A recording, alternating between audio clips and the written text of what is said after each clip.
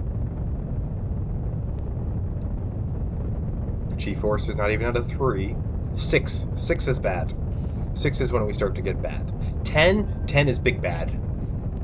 So G-force being under a 3 is good right now.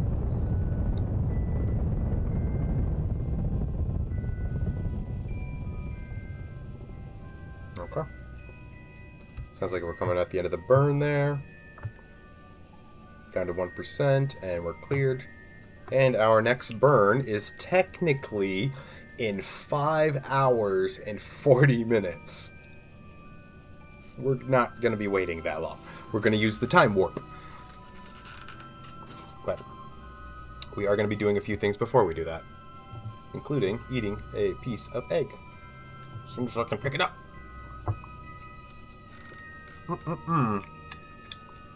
Breakfast on a sandwich.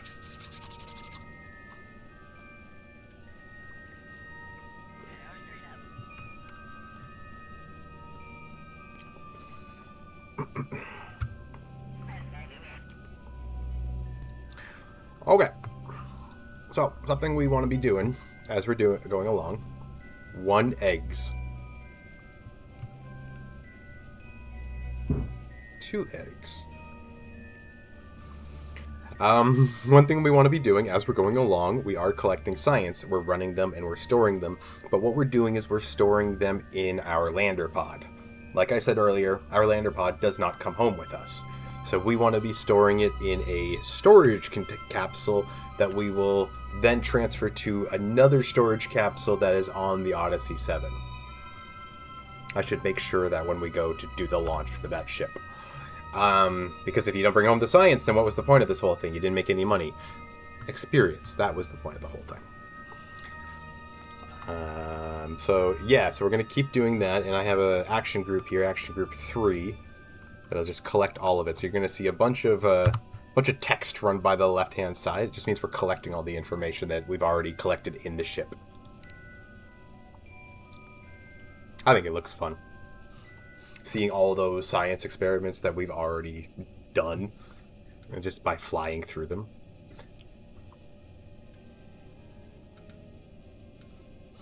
Okay, so we're collecting those right now. We're waiting on the node. The next thing I want to do is I want to get Scientist Alan to do an EVA, so he's going to step outside the ship and basically just observe space. But no, don't want to do that yet. He did that when we were doing the first mission of the Odyssey 7. So we're going to wait until we're high above Kerbal, which means just 5 million kilometers above? Like, I don't remember where it counts, but we're going to just fast travel a little bit further. So let's hop over to Captain Matt.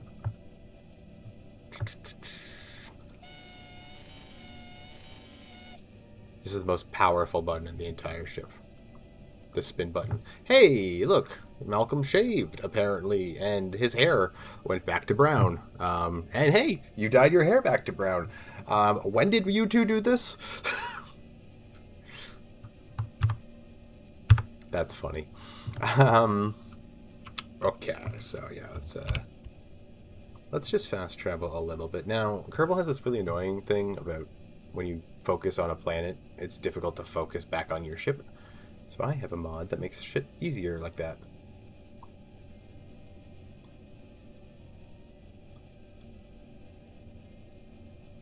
Which question? That the most powerful button?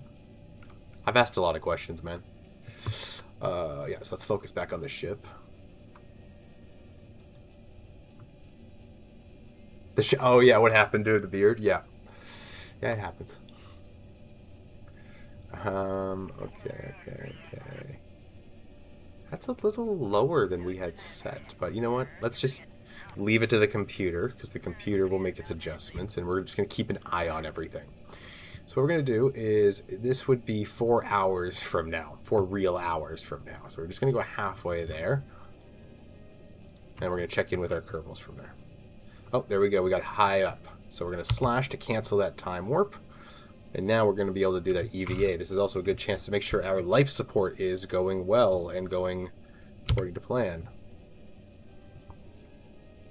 Wrong button. That's the right button. Alright. You guys got your hair stayed the same so far. We'll have to see. Maybe they'll change it again on the moon. Who knows? Alright, let's take a look. Life support. Oh yeah, we're fine. These are our tanks of waste. Why we have tanks of waste and we're not just jettisoning out the tanks of waste is beyond me. But these are our tanks of waste. I have seen this go down to like here and this fill up completely and nothing happens. Yet. We might find out what happens when we overfill our tanks of waste in space. It's gonna be a real stinky ship. I'll tell you that much, but we're fine right now. Next, we're going to take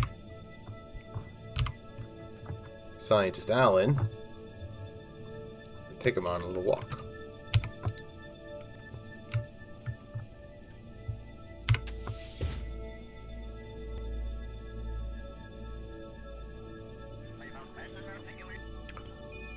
Okay.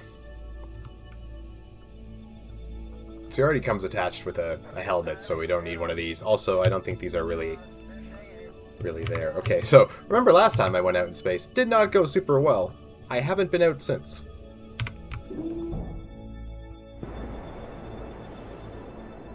Okay. You can hear him breathing, too.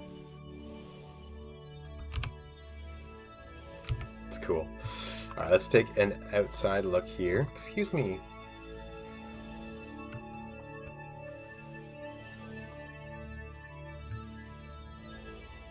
There you are. You're way buried deep down here. And I like the breathing sounds. It's fun. You can really get to see the majesty of space.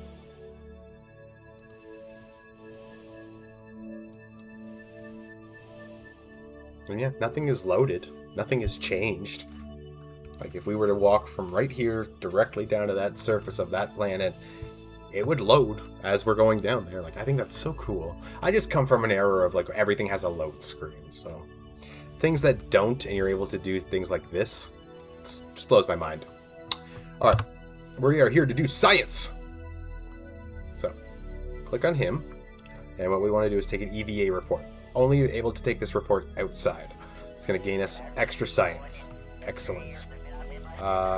Anything else you want to do? Ooh, I did not check the ship's inventory for surface experiments. I don't remember what's on the ship, so we're going to find out when we land. You always miss something. If you don't make an actual physical checklist, or you get a mod that has a checklist on it, you always miss something. So yeah, there's definitely something on the ship to do experiments with, but I don't remember what it is, because I checked that out before I played D&D this weekend, and that sort of took over my weekend a little bit, and I loved it. But also I hated it, but I loved it. I want more of it, but not that one.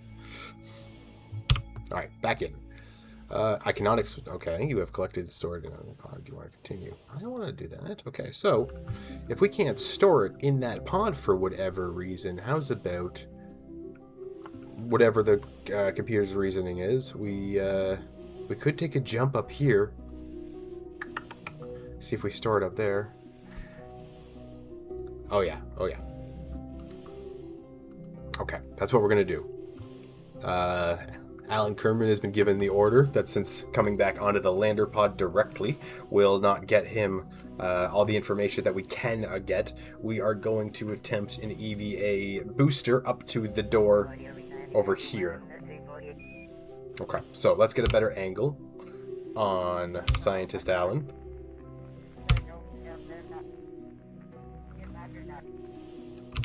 There we go. Bleh. Okay, hold on. There we go. Okay, no, I want you facing. There we go. Okay. Don't remember how to do this. Let's go. He is now floating in space. Activating his RCS jetpack engines. Which way you going, bud? Which way you going? We're going this way, we're going that way. We're going this way, we're going that way. We're going down. Uh-oh. Uh-oh. No. R.I.P. Alan. Let's go, let's go, let's go. We're going to focus here. We're going to focus. We're going to keep up. We're going to go over. We're going to go forwards. I've had the same KSP checklist taped to my monitor for a decade. You are a smart person for doing that. Okay, come on. Come on. Have to grab. Excellent job, Alan. Boarding on up. See, and now we were able to store all the science. That was a good move.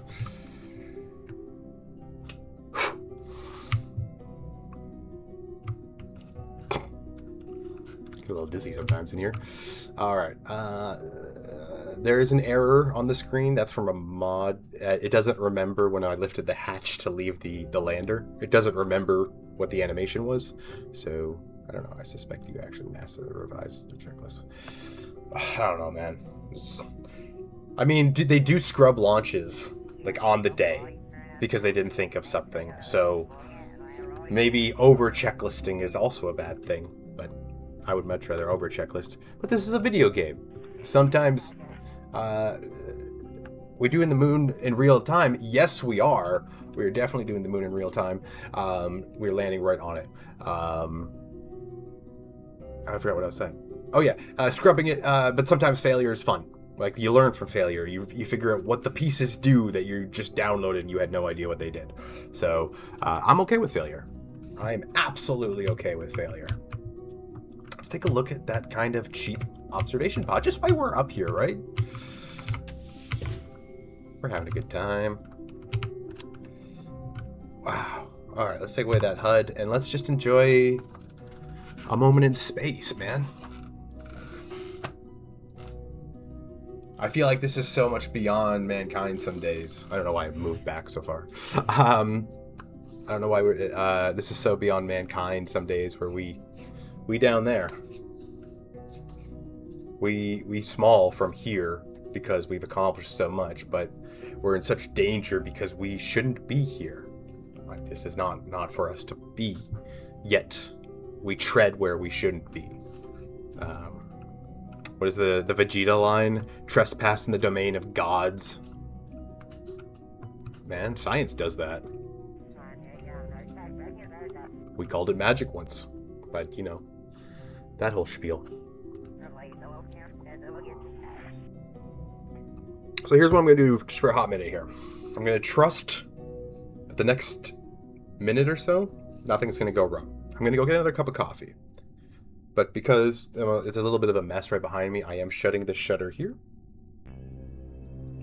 And I will be right back in the control seat in just a moment.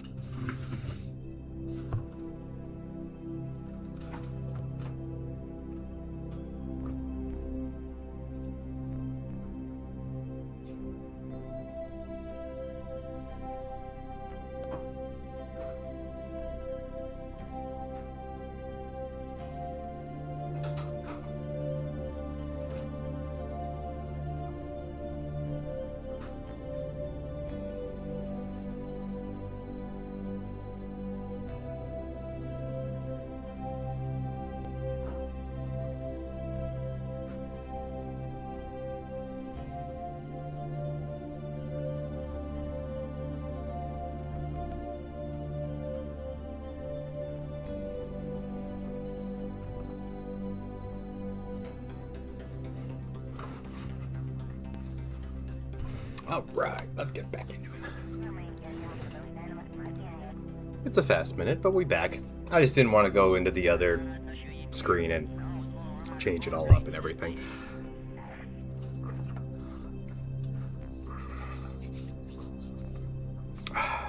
Okay, I asked earlier, what is the one thing you would bring to space?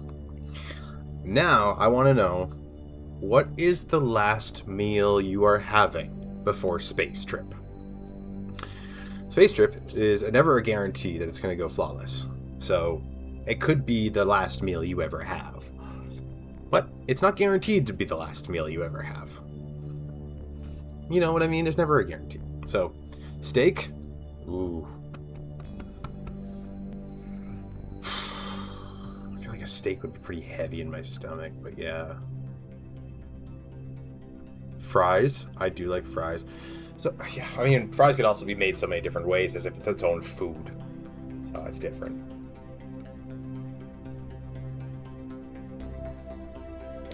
pasta, fries, steak. We're kind of building a very heavy meal here. I like it. We're going to need to wash it down with some sort of ale.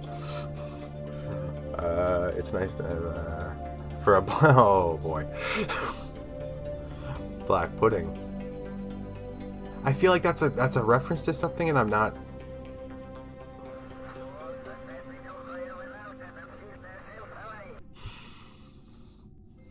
What would I have?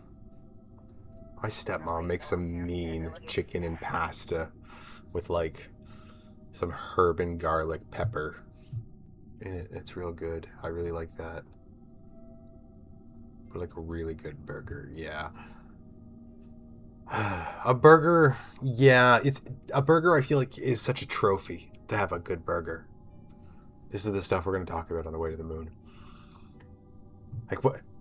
A good burger could encapsulate a lot of different things, and we're going to take the whole vegetarian meat, vegan thing off the table. It's just that's your protein source. Beyond that, it's a canvas.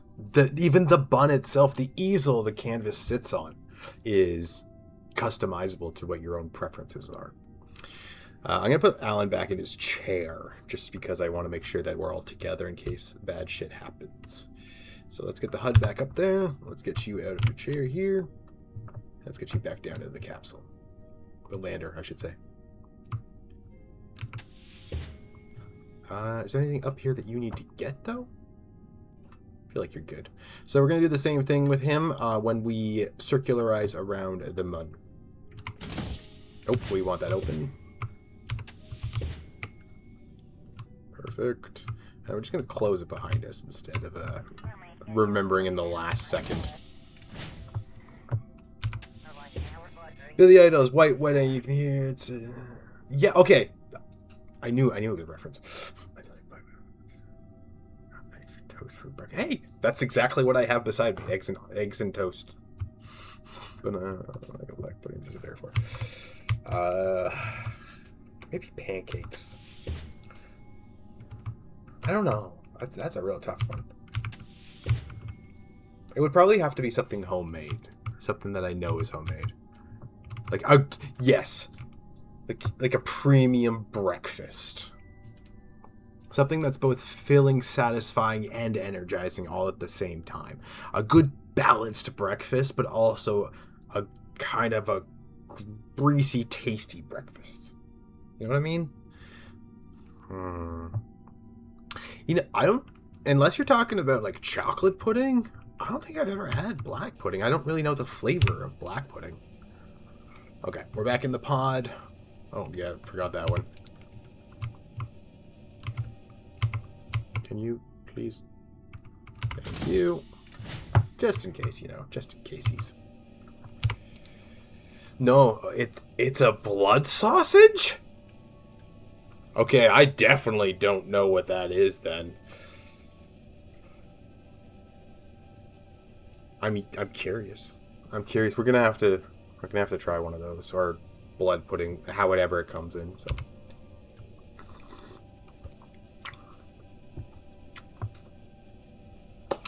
There is you can get some. Okay, you know what? I have mentioned a marathon coming up that I'd like to do. I think both of you are aware of it, so maybe we do it then. Maybe we try then. Okay, let's get our settings back up, set properly. Alright, so let's see what's going on with these cameras here.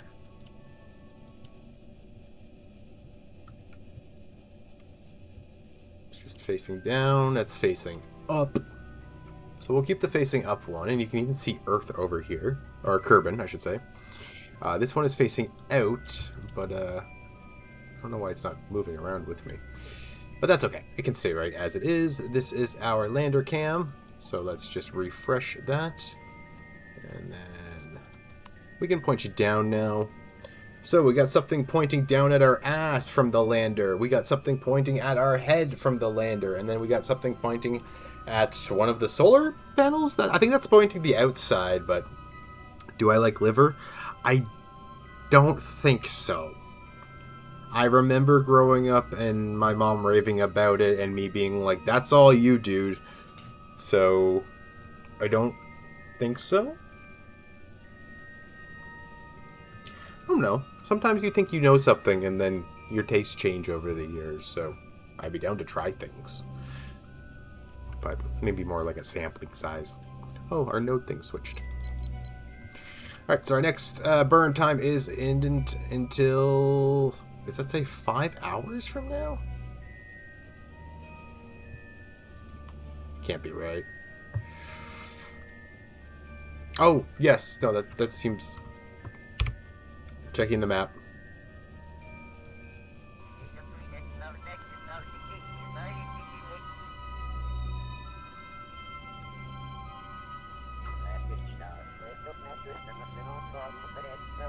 I feel like something might have gotten screwed up here. This does not look good to me. But we're going to go ahead and trust the computer. We have a burn of 270. It's fine. In 5 hours. That's safe to say. Well, that sounds the same, but it would have a metallic taste because, well, blood. I'm curious, but you're not making it sound good. I can't believe an EVA jetpack saved my mission. Dude, I have seen people get stranded on planets or in orbit and use a Kerbal, go outside their pod and just push it. And just push the ship into orbit and then just circularizing over and over and over, allowing gravity to do the work, has helped and worked. You just did that, right? It's a total viable strategy. Sometimes you need to do weird things to make it work. Just how it is. Okay, so what I'm going to do, because this makes me feel uncomfortable, I do not like what the computer is telling me here. I am going to activate the warp system until we are in a interjection of the mud. I don't think I can do any more science at this point, really. We have the close orbit. We have the far orbit. Now we just got to get into the next orbit. Is this game? This is game. Unless it's only on my webcam and I pressed the wrong button. But I think it is game. This is game. This is game. This is Kerbal Space Program. It's a space simulation game. It's fun. Let's go back to the cockpit. And let's go to our autopilot. Oh, no, that's not how we want it. I just want to go into the next injection, not the next node. So, no, we were in the right screen already. We're going over here and to fast travel up here. Here we go.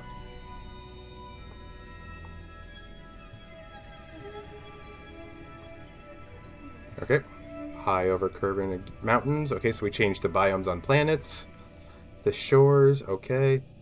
Okay, this is looking a little bit better. A little bit more than what I planned. Alright, so let's just double check on our life support. And and collect our science into our capsule. In case we need to separate and for when we need to dock with the Odyssey 7. What's the button I'm looking for? There's so many buttons on a keyboard. There we go. Alright, life support. We aces. We haven't even started filling up the waste, really. Alright, and we are going to activate Action Group 3 once more to collect all the science. Look at that science. Science!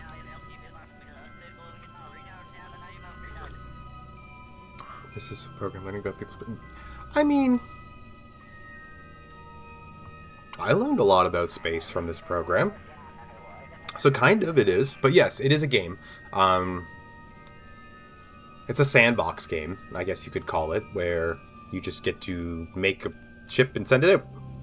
The vanilla game is got most of the planets equal to the solar system that we inhabit, where you can travel to them. Some of them have similar attributes, like the moon that we're landing on is very, very similar to our moon. But, for instance, there is another moon that circularizes Kerbal, Earth, called Minmus, that doesn't exist in our system. It is very, very beginner-friendly, and a lot of people start their journeys there because it's got, like, almost no gravity at all. I actually can't believe I got more than 384 science in a single mud mission. I'm crying. You rock, Paubert! Way to go, Paubert. You're doing fantastic. You saved the mission, and you collected the science. Hell yeah. I'm glad that you're also playing along, just like in your own world. That's fantastic. But yeah, there's another planet here that we could be going to. It's more user-friendly. I find that I like to go to the moon first. It's the closest one. We'll go to Minmus later. That's probably where we'll start like base building and stuff. And discovered a monarch by accident. Oh, that's cool. A lot of the cool hidden stuff they put on planets over the years, I've never found. People don't rove all the way around Mars in educational stuff. Yeah, we're gonna do some weird shit that you definitely won't be able to do in our lifetime. In this, in my series. Probably, I want to figure out a way to do pod racing. Just like little capsules that run on monopropellant racing in the Minmus crater. Like, I think that would be really fun. There's probably something in here I've downloaded that automates ship travel, so maybe that'd be fun. In the Moon's East Crater. Ooh, okay, so when we circularize the moon, let's take a look at what our orientation is and see what our options are for landing. We do want to land somewhere bright and somewhere that's going to keep us in as much daylight as possible. That's my goal. Also, the smoothest area. So if we hit something that is obviously slant or sloped, I've seen at least one jet in hover pod. Right? Like, I've seen one too. I also have a dream that I've always had ever since discovering what you can do with this, and it involves space stations. I've never done. Yeah, sure. Send it away if you want. Yeah, I have a dream to make sort of a space station Megazord. I don't know if it's possible. There are robotics in this game. There are space stations. Power Rangers in space was a big influence on me. I think it might be achievable. Megazords in space, guys.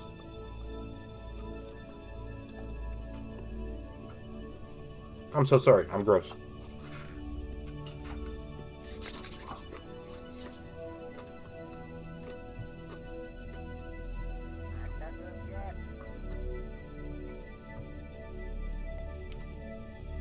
Alright.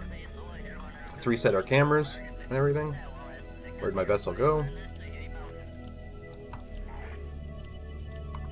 There we go. Again, our docking camera, should we need it. However, we're going to need it and use it. I don't know. Okay, let's take a look. Do we still have the autopilot engaged?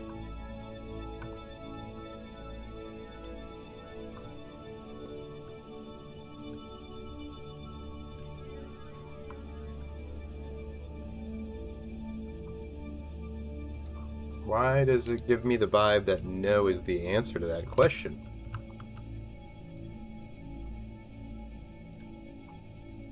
We'll find out. This time on Dragon Ball Z. Alright, so we're about to hit the, in about 20 minutes, so we're going to speed that up. Hit the influence of the Mun, and it's going to capture us in its gravity well. I'm probably using the wrong terms for all this, but I'm having fun. We having a good time in space. Alright, let's take a look at what it was doing to us. There we go. Okay, so I was right to trust the computer. We have now entered... I think that's the sound of something happening.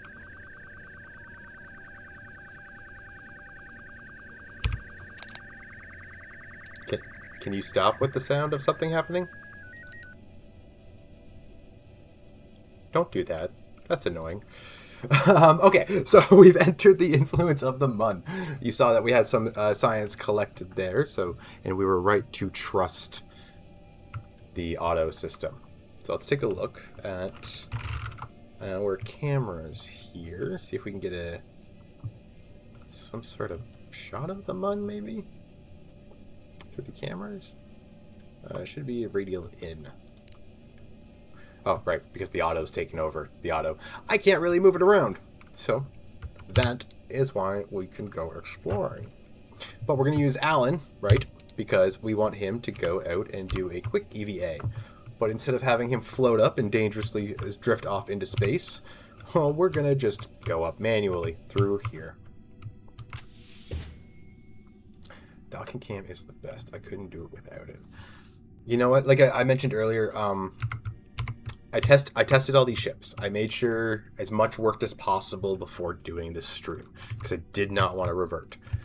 Once you launch another ship to dock onto a ship, you can't revert, or at least you couldn't on console, and I don't want to take that risk. So I've never done docking on PC. I have no idea what the buttons are. I have no idea how to do it, but we're gonna do it. We're gonna figure it out. Space is all about learning things, right? Definitely you want to go in there with no plans. Alright, we're about to take an EVA out with Alan. Alright, back to listening to our scientists breathe. Weird. Okay, cool. I love it. Let's take a look, see if we can see the big gray marble out there. Ooh, this is spoopy. We see nothing but darkness. Just dorkness.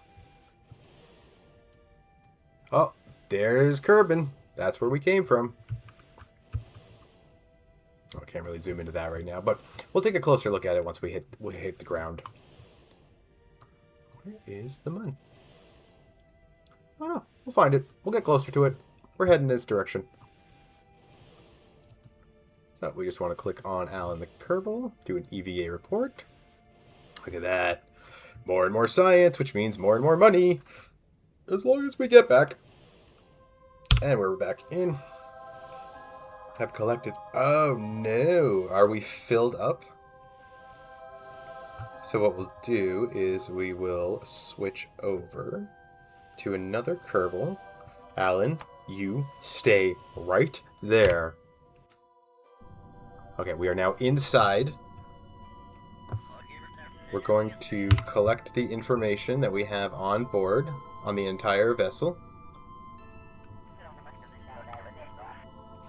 Our burn is not for another hour real time, so we have lots of time to be doing this.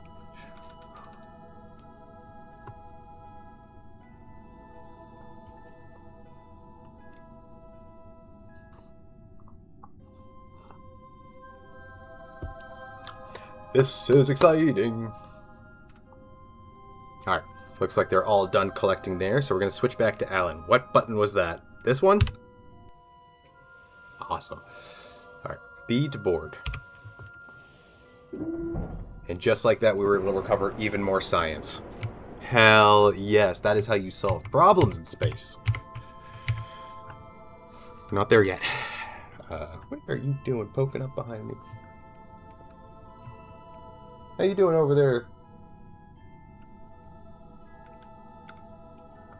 She doing her thing. Alright. Let's get you back in your chair, Alan.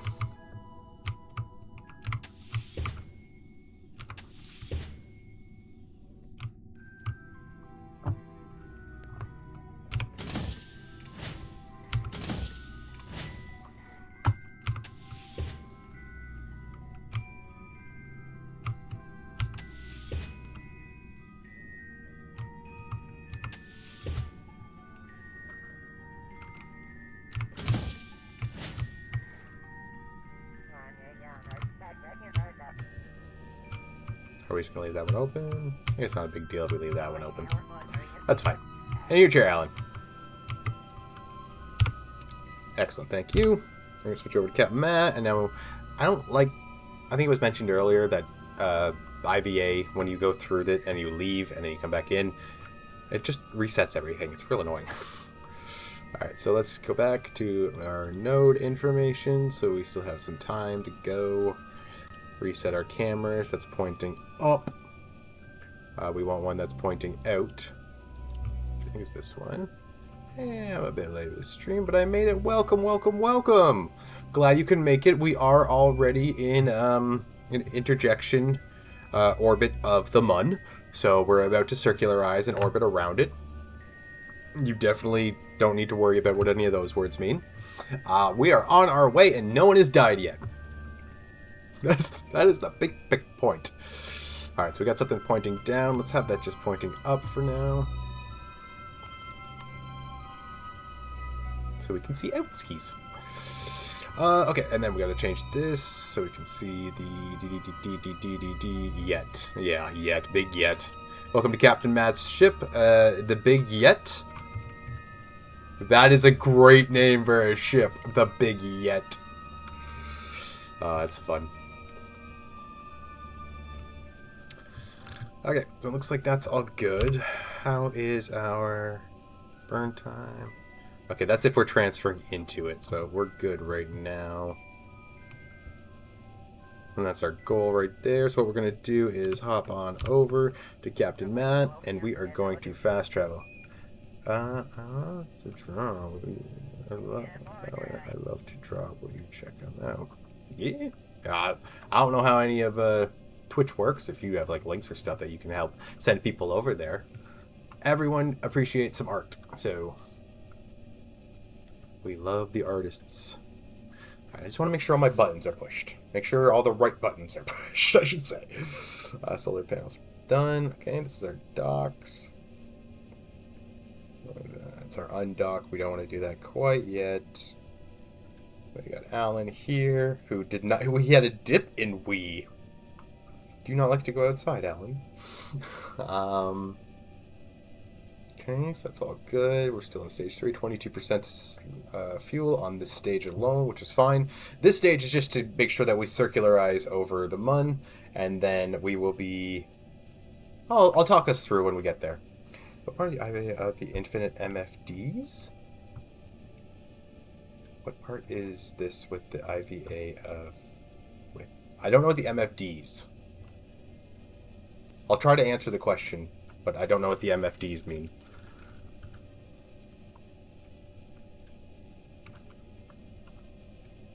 Major future dudes? Yeah. Mega funky dudes. Oh, multifunctional displays. That makes more sense. I like mega funky dudes though. DE, something DE. It's digital, like, experience. Something like that. Has a bunch of them. I just went on to CCAN, the mod manager, and I typed in IVA, and I got majority of them downloaded. I just don't know which ones came with what. I know a few of them, especially the ones that imitated the Falcon 9 and the SpaceX ships. They don't work for whatever reason. But what actual part is the Kerbal sitting in? Oh! Sorry. That's an excellent question. The Alcor. The Alcor pod. It is I believe, an older mod that was remade out. So, that would be this over here, the lander piece that they're in.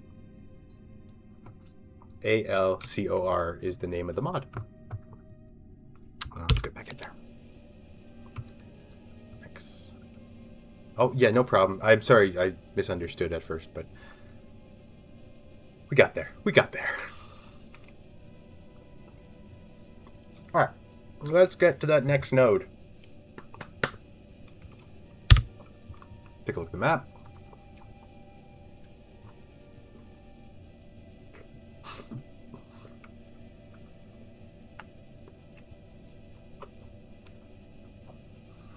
I am happy to answer as many questions as I can. Just know that there are probably many I cannot. So let's just, how far is that? That's an hour 24. So yeah, let's just jump 54 minutes ahead, and we'll just check in with our Kerbals from there. Oh look, we're now in the sun. Excellent. Let's take a look.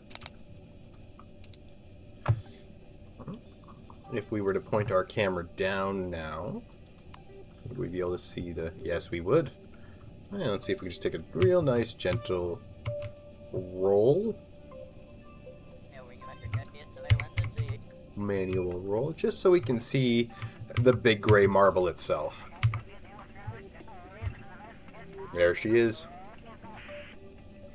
We're gonna be on you soon. Alright. Burn is in a half hour. So now that we can see the moon, we have kind of an idea of it. Let's just do a manual time warp and keep an eye on our time here. Because this is always the safest way to do things. I'll get under 10 minutes and I'll let the computer do it. How's our life support? Life support is looking fantastic. We are increasing as we are going through. 15 minutes to burn. Oh, we just entered high above Mun. High. We were always high above it. Oh, we can even see it in our peripherals here. Alright. Oh, there it is! It's right underneath us. There she blows! Big rock. Alright. So let's just let the auto do it now. Mech Jeb. Maneuvers. Alright, so honestly, no, I don't wanna start doing auto warp. We haven't done it so far. I'm just afraid to mess things up. It's alright. What's the burn? 270, so we're gonna need a few seconds ahead of time. So let's get 6 minutes there. There's nothing to do at this point, right? Until we orbit, I can't send Alan out again to do a new EVA report. So let's get out of this view.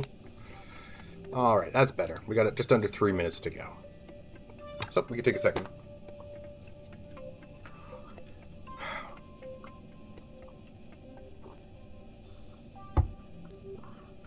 I wish there was an easy way to like share a mod list or something in case somebody did want to know like what are we looking at sort of thing. I think even down to the books down here is like another mod. It's a prop mod that you can pick things up and throw them around in zero gravity. Something like that. Oh, we didn't change the flag. I wanted to change it to the logo I have on Twitch. That would be fun. Okay. Well, this is the first generation flag of the Infinity and Beyond space tourism. CCAN can export a .ccan file. I don't know what that means. I can export a CCAN file. I understand that, but I don't know what the FWIW means. You can see how internet illiterate I am.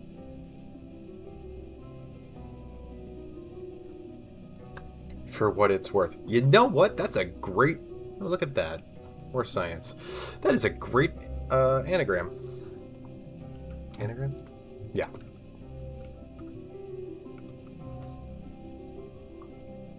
Cool.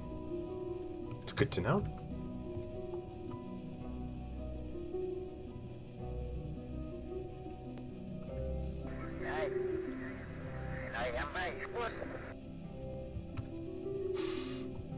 Okay, you know what? Fair. Just because it's cool slang from a different era doesn't mean it's not cool anymore. I am someone who's constantly saying swell. Mostly because of the 1970s Superman movie with Christopher Reeve.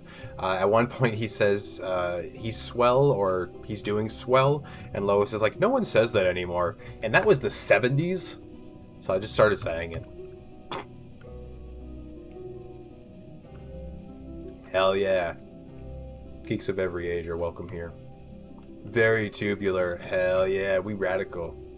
We so radical. We're so downright awesome. It's bananas. Straight up bananas. B-A-N-A-N-A-S.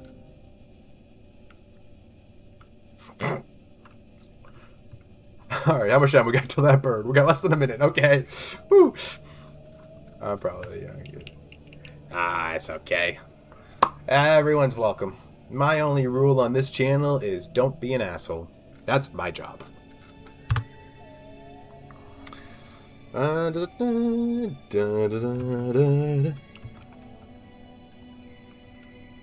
yeah.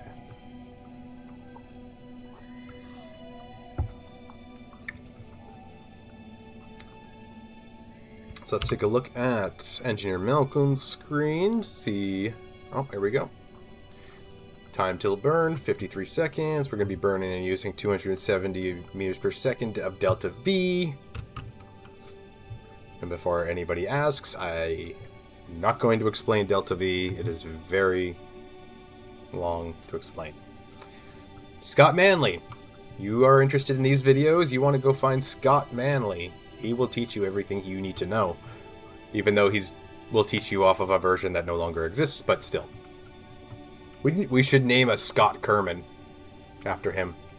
Matt Lown too? Yeah. I like Matt Lown. I love the Thunderbirds that he does. Or the Blunderbirds. He talks a lot in his videos. That's my problem with watching too many of his. Alright, how we doing? 20 seconds?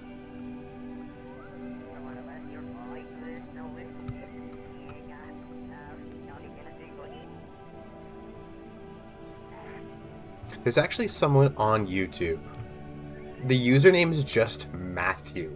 Mathew. And he makes like cinematic Kerbal Space Program videos. I don't think he's done it in a few years, but I loved his videos. Alright, how we doing? Zookeeper is an escape trajectory. We didn't burn. Did we miss our maneuver? What's going on? I trusted the computer. What have you done to me, Skynet? Hold on. What's going on? Let's get out of this. See here. F2. Okay, we are not burning here. Why aren't we burning here? Something has happened. We are taking over manual. Manual is taken over here. SAS is on. We are burning at retrograde. Here, moving to retrograde. Now, target is still there, so we're going to use the maneuver instead. So we're just going to use that maneuver and just...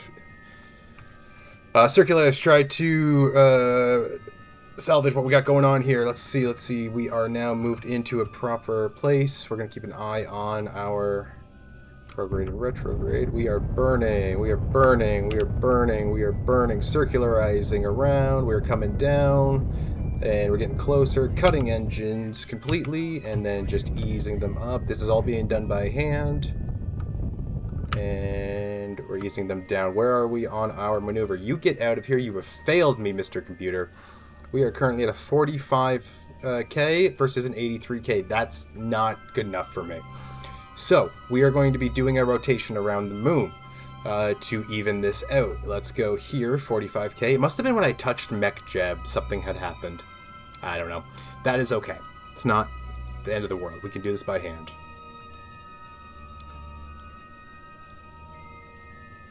Okay, that's now going to be a 43K versus a 45K, 45. Okay, we're going to keep it to this.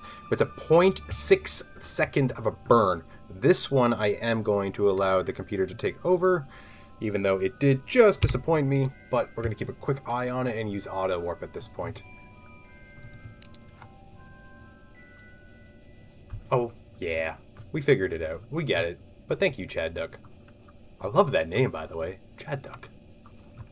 Fantastic. Alright. Maneuver planner. We are going to be just executing next node. And we're going to use auto warp. As you can see, it's warping into position. Oh. You could hear that we were on the dark side of the moon for a moment and lost radio connection. Alright, we're coming down in from our warp. Looks like we are finding the correct trajectory. And remember, kids, before launching your rocket, always have either auto struts or place them by yourself. That's a good tip. Struts are very important. I feel like that just becomes second nature after failing so many times because of them. Also, more boosters. If you're not escaping, if you can't get out of that orbit, more boosters. That is a tip. If you're ever going to try this game and you're failing, more boosters. You'll figure it out.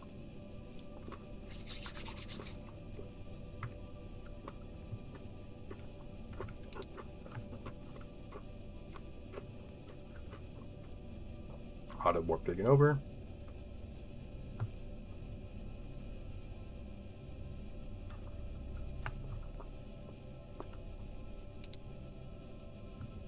Okay. Go.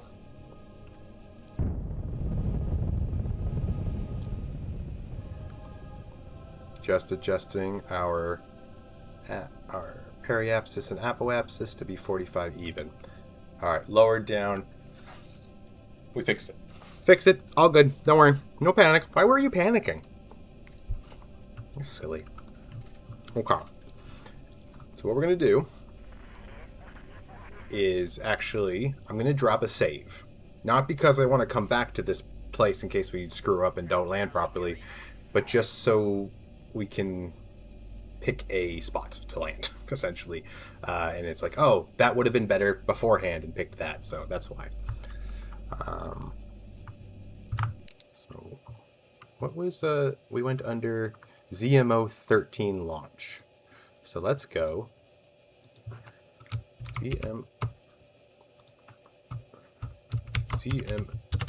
ZMO 13 Mun orbit. Oh, Kitty's awake. Heading spot I sent you on Instagram. Okay, well, I won't be able to look at it right now as the landing spot because, you know, we're doing this right now. But I will take a look at it later. Save. Okay, quick save there. Perfect, perfect. Okie doke. Let's take a look at our options here. So we are in a pretty much equal place here. Now, we did get a recommendation to try out the Eastlands. So we can have our mech jeb, I think, point us to what each of these biomes are called. We don't have to pick it, I don't think. So first, just take that off. Pick a target on map. Okay, yeah, see. Yeah, this crater right here is the East Crater. So we might... Okay, we're heading in, by the looks of it, we're heading into the dark side of the moon. So we're going to want to pick something that's orbiting this away. Okay, first, let's turn around. Yeah, because the moon is moving as well. We got to keep that in mind. I tend to forget that. But honestly, we're going to want to land, like, over here. Because this is moving into the sunlight, right? We want to stay in as much sunlight as possible. And also we want to consider it being a smooth area. So I'm thinking somewhere like maybe along here.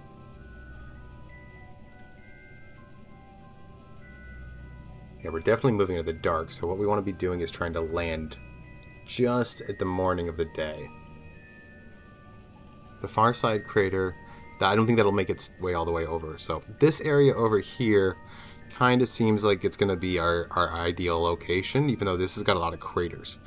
We do have a chunk right around here and here. It's got a lot of smooth areas. Same with the lowlands. Lowlands has got good there. That's the northwest crater up here. We don't want to try to change our angle if we can help it. So let's stick with the lowlands. That's what I feel good with right now. But again, this is going to move, so we kind of want to... You know what? Let's just pick and go. Analysis paralysis is going to take me down with it. So let's just go as far up here as we can. Okay. And we're actually not going to be using this pointing down at the target and doing it that way. We are going to set a maneuver. Get out of there. We're going to set a maneuver right around here. And what we're going to do is we're just going to burn all of our speed off with what's remaining of that stage. Stage 3. It's the one that we used to get here. We really don't need that anymore. And what we're going to do is just kill as much velocity as possible and drift down. But we're going to use the remainder of that, the 547 meters per second, just to do this. So, yeah. If we don't end up at your location, Pobert, in this stream, there could always be a contention to go back and specifically pick a place to put down a station or a base on the planet. So, just in case we don't get there now, doesn't mean we won't get there in the future. Okay, looks like we're turning a little there. We want to be ending up as... Oh, yeah. That's the wrong angle. There we go. So we're gonna be moving somewhere around here, but of course the planet or the moon is gonna be moving with us. So Somewhere around here. Let's just hope it's smooth. I'm gonna just pray it's smooth. That's how space works, right? You pray. Alright, maneuver is set to burn off all of our speed. We're actually going to move it a little bit earlier because I want to capture as much sun as possible. Hey, you know, keep praying. So, what we're going to do now is, it's a half hour away. I don't want to wait that long. We're going to do exactly what we did to fix the previous mistake, and we're going to time warp and let the computer make that move for us. Pray to the Emperor. Oh, hail the Emperor. The Omnisaya? Is that the one? They're converting me. It's going to take some time to learn. Okay, so back to this. Auto warp it, and the maneuvers, there's only one maneuver set, so execute next node. For the Omnisaya. That'd be fun. Give me some Warhammer scripts. I want to read them. I bet I could do a good, like, brazen voice. Bleh, 40k. I don't know if you're in the right chat, my friend. I wouldn't be doing that. Okay.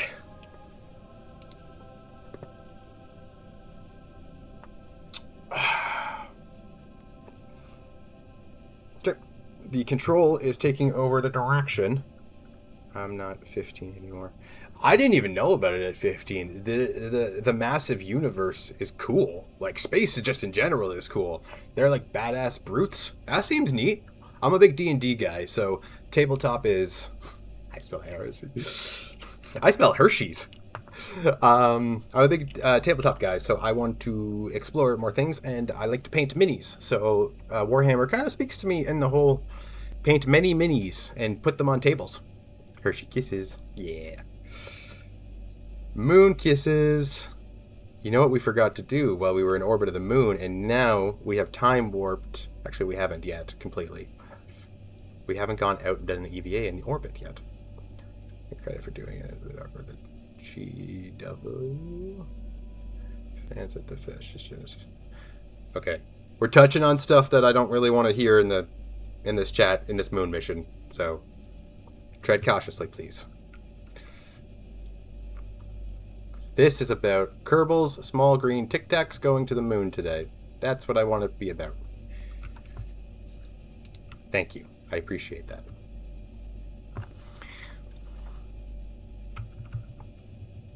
Okay, yes, we did miss a orbiting EVA opportunity. So we're not going to worry about that right now. We are just going to spend time on getting down, because we're about to kill all velocity in about 10 seconds. We don't have time to do additional stuff. There it goes. Auto is taken over. We are killing our ascent right now. Malcolm, how is that orbit looking? It is good. We got an insert going on. This is exactly what we wanted. We don't even need that top screen anymore. Let's go, let's go, let's go, let's go, let's go, let's go, let's go, let's go. And we are coming in. Perfect. There she is. There's thine moon. Okay.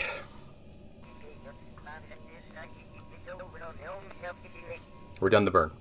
So let's just monitor absolutely everything. And what I'm going to do is take over manual SAS. That's our stability control. And point us directly ass down. So let's take a look here. Yeah, we're coming in around here. Still around the craters, but we've made our bed. Let's lie down and see how it feels. Good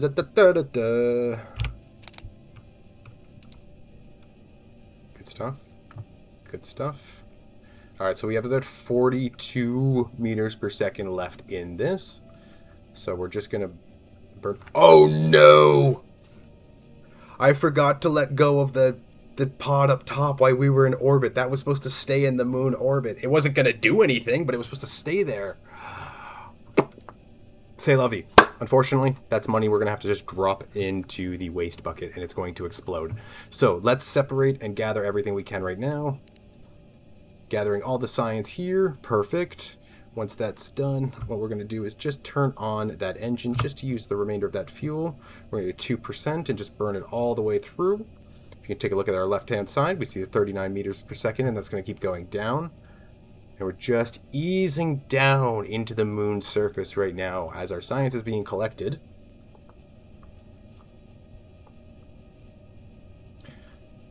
Okay, no, this isn't perfect, but it's not bad.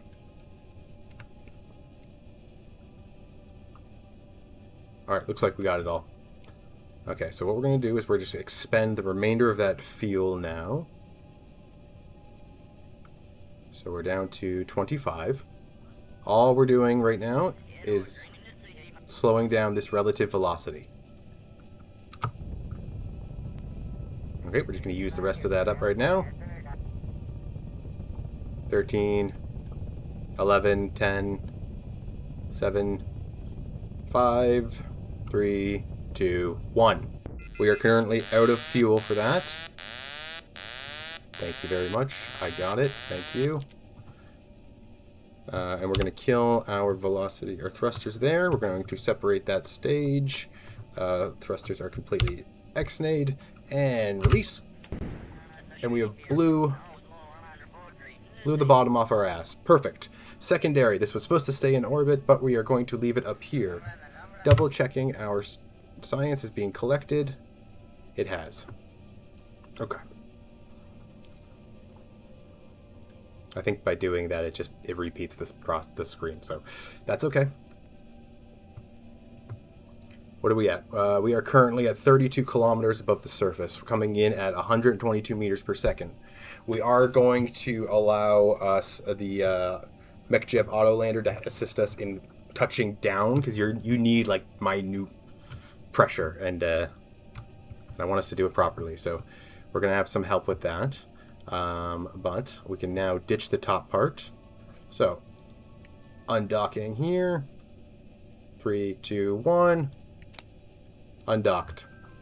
As you can see from our top camera, that is now detached and it will fly down to the surface, unfortunately exploding. But that is okay. So from here, what we're going to do is pull up our auto assistance, as long as we are still connected. We are. And our landing guidance. I found landing much easier. That's harder. We try the Apollo booking. Short of that. What?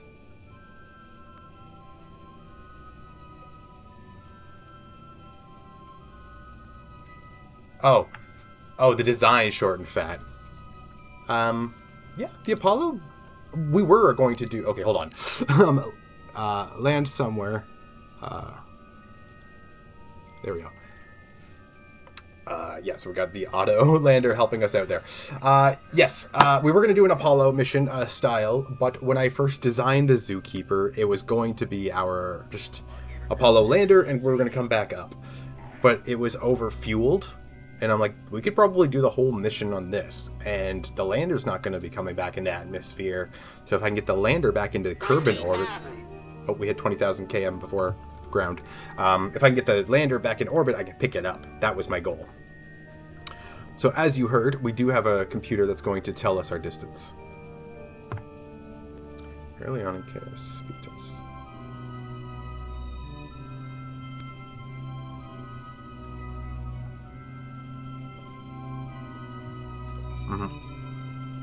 If you take a look,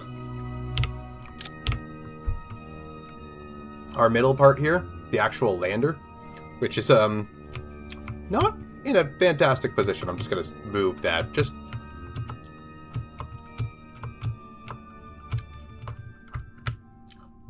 a little bit to the left here. So that's gonna drift around it. Yeah, it's short and fat. It's not super awesome, but the middle part is our lander, and that top part was supposed to stay in space, not really having a purpose, but c'est la vie. Back in the pod. Go.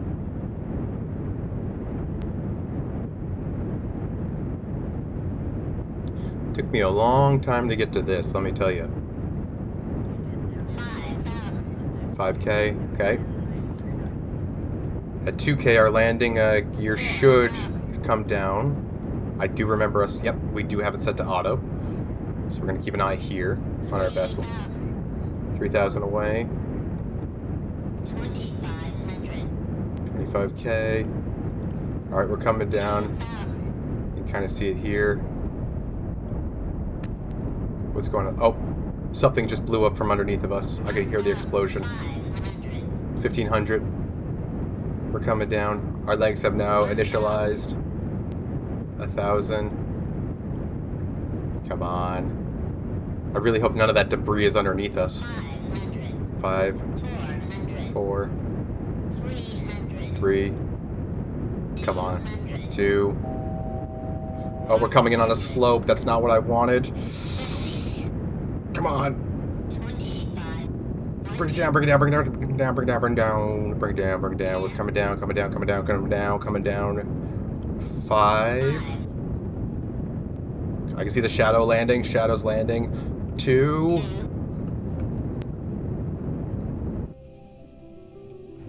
Oh. We've made contact, but the springs are just moving us around. We're stabilizing, stabilizing, stabilizing, and we're killing all engines now.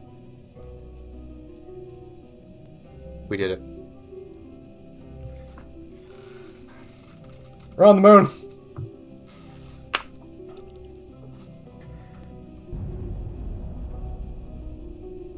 I just heard an explosion. Woo! Okay, that's good. Good job, everybody. Way to be there. Way to make it. Jesus Christ. Okay, we seem to be stable. We're not on too much of a slope. If we take a look at our vessel image here. Bang, I was like, what was that? Question, these are parallax scatters. Yes. Are these parallax scatters? Yes, they are. Yeah, so as you can see from our vessel image here, the green plate is our surface. So we are on a slight angle, but it's not the worst. I keep hearing noises outside. I don't like that. No, this is coming. Oh, you're a little late on that noise. Stop it. Stop with the noises. Oh well. Moon's haunted, apparently. Okay, well, you know what the next step is to do? Let's put our flag down, guys. Let's put our flag down. It's our first flag going down. That's so exciting. Okay. Got Matt unbuckled. Gentlemen, I will take the lead, and you shall follow. We are going on the moon.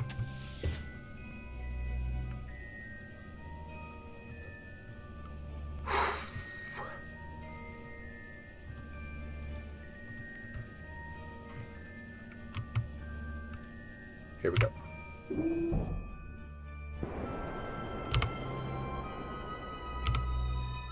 I don't really want to be in first person because it kind of stifles it, but I will take the HUD down. There we are.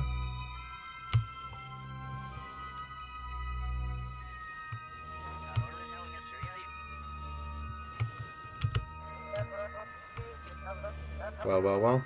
We've made it. Hup! Hup!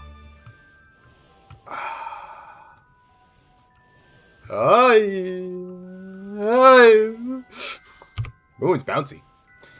And there she is. I remember I mentioned this at one point, maybe in the last stream. But getting to this point to see where we came from to where we got, and doing that by learning this like really hard game at the time was like, wow. Anytime I look at the moon now from like out on the street in real life, I like to think about Kerbal, because it's possible that from a certain perspective, your problems aren't that big that you think they are. So they're accomplishable. But we are here to do a mission, but also just take a quick snapshot. All right, let's get it's pretty. I see a big open clearing in front of us. That's good. I wish we kind of landed there, but we're not going to go too far. I think we should stay close to the ship. This is our first venture here. Let's not get too crazy. We're going to take a moon rock. It's with a lot of science. We are going to plant the flag.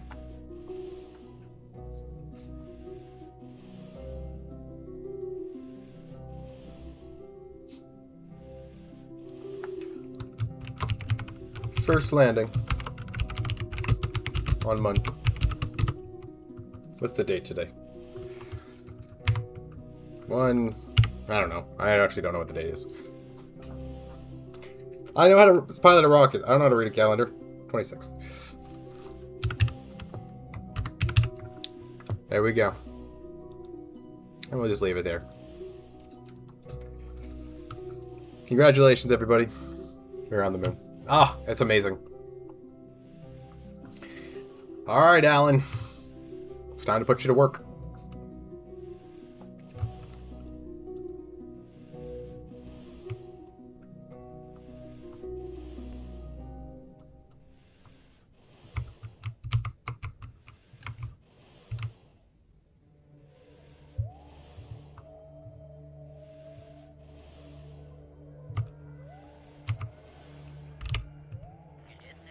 Oh, man.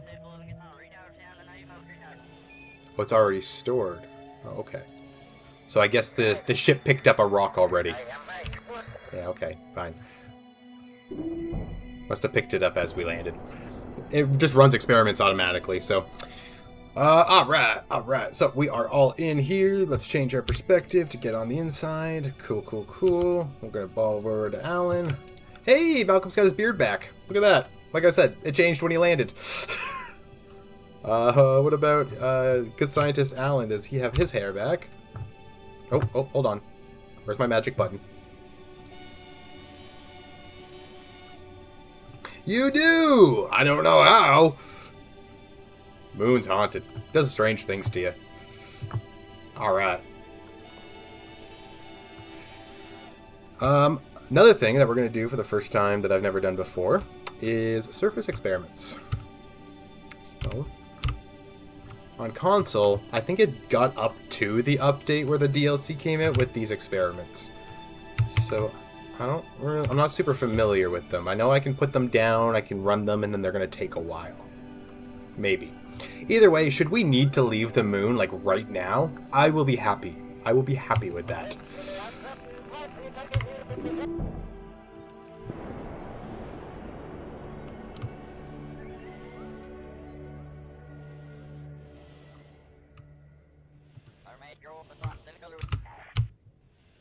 Alright, in case you were curious what it looked like from the first person point of view. Oh, actually, you know what? I do want a picture of that too.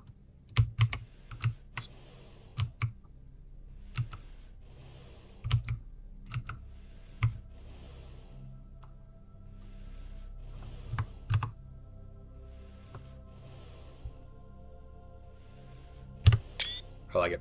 I like it. I super like it. Alright, let's do some science. I love the blue hair. Looks great.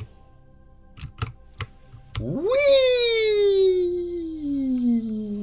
What a show off. Alright, so we got some compartments that we brought some stuff with us.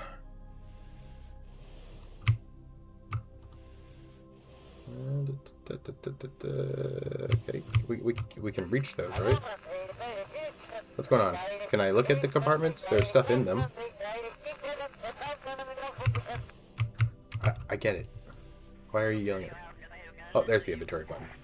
Okay, so let's see. We gotta take your backpack and stuff off. So let's get the command part, which I think is you.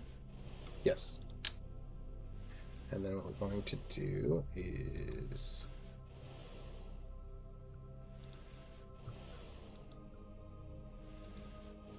I guess put you... What?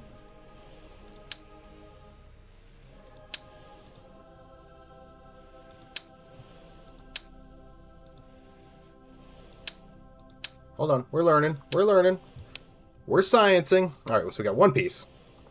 I just had to get rid of your jetpack? Alright, let's remember that he doesn't have a jetpack for when I decide to put him in EVA again and be like, oh no, I have no control over Alan. He's going to die. But these are solar panels. Space to place. And they didn't tilt. Perfect. I don't know how long this is going to take, but by the way that he's moving, it might take a minute.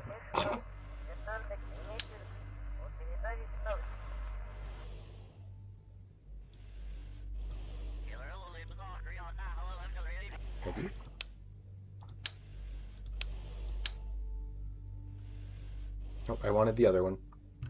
There's too many screens popping up on me. You move. You go in there. Alright, Alan no longer has a jetpack or a parachute. Should he need to do an emergency evacuation from a ship in atmosphere, there will be nothing that saves him. He'll be fine. I mean, if we have to do an emergency exit with the amount of people, most of them probably wouldn't make it. Alright. Cool. Excellent.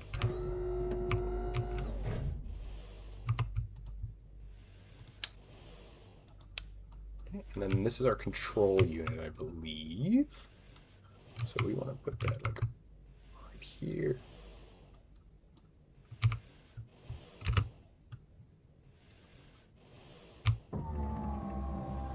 Cool.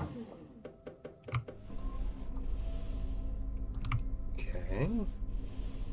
And then we want the antenna to send that information.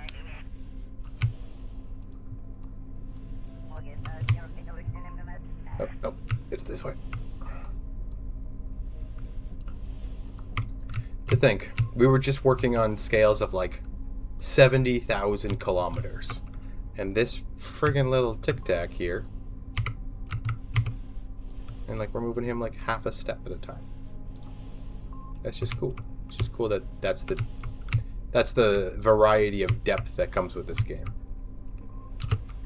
And she's not a new game either. She old.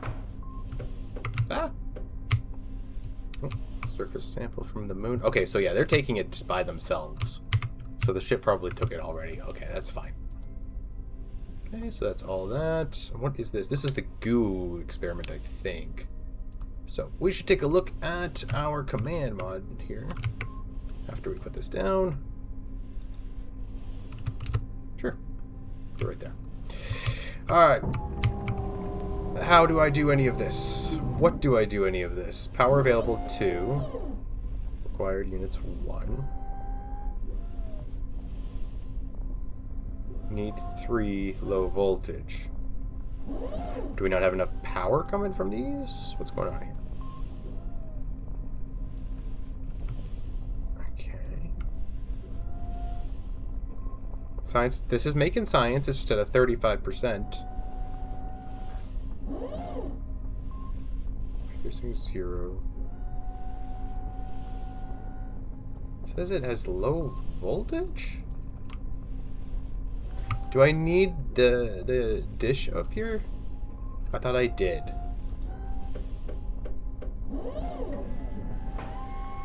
Okay, total needed 2, available 2.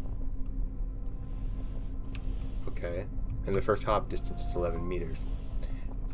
Alright, well you have yourself a wonderful evening, and thank you for coming to the moon with us. Next time you come hang out, yeah, we're going to be on next Monday, but we're not going to be playing Kerbal. Next Monday starts our Life is Strange adventures for the next couple weeks. So, you can come and check those out, but Kerbal probably won't be coming back for a little while. I'll make some ships in the background, and then we'll send people out. But I'm going to keep your moon landing site in mind for the future as well. You have yourself a good time. Okay, what are we looking at here? I can't tell if it's actually doing things right. It says it's going to complete 0.39375 pieces or part or something per hour. Good evening. Oh, okay, yeah, you get some rest. Yeah. Make sure you're well rested. Try to get those 8 hours. Drink some water too. That's important. It's about 8 o'clock now, so we're gonna go on for a little bit still, but you get some rest. Thanks for coming by. Okay, let's see what else we got in these storage things before we put Alan right back in. Ooh, this is a thing.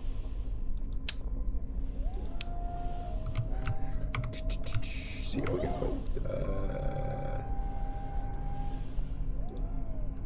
Are we able to put this one down with everything? Grand Slam passive seismometer. Or, yeah, seismometer? Yeah.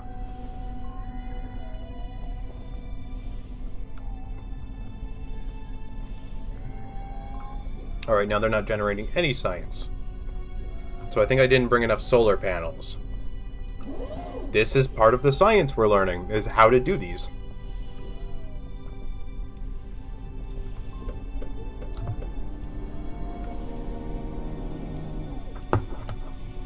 Alright. Alright, well, I'm going to let this one run, because it does say it's making some. I'm going to get Alan back inside the ship.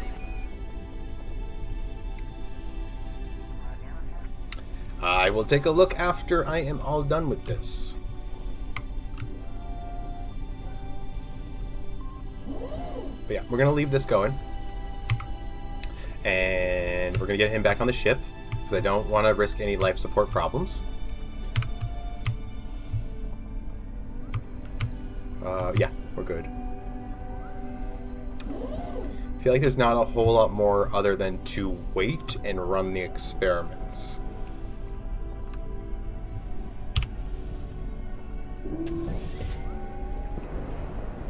Okay. Experiments are being run on the surface of the moon.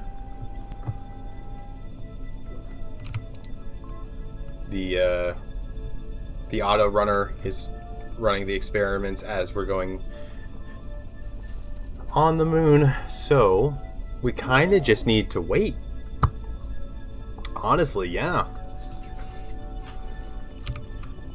I mean, I'm trying to figure out what else we can get done here while we are on the surface.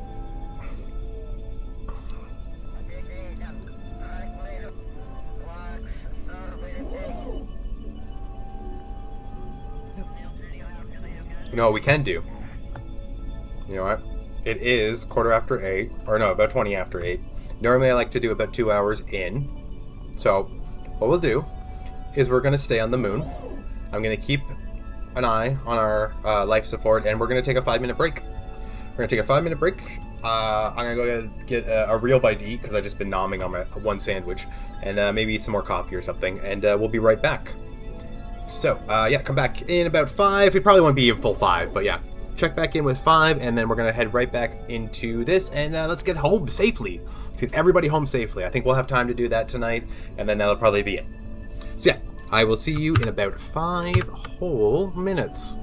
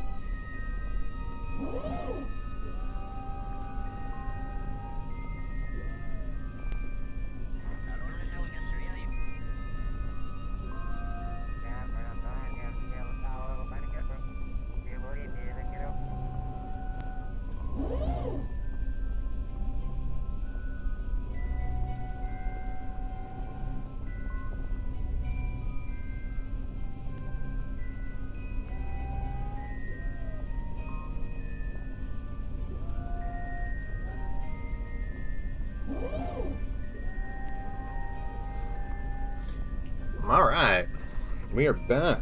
Let's take a look at that life support to make sure everything's going according to plan. I mean, why? We've not even been here for an hour, let alone a day. But how we doing in the ship, gents? We're doing good. Okay. So what we'll do? How will we do this? How do you want to do this? What we'll do is we'll speed up time a bit to at least set us a little bit further the day.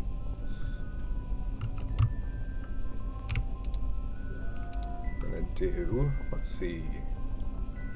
Mission has been going on for 7 hours and 10 minutes. Well, let's bring that up to hour 10. Go from there.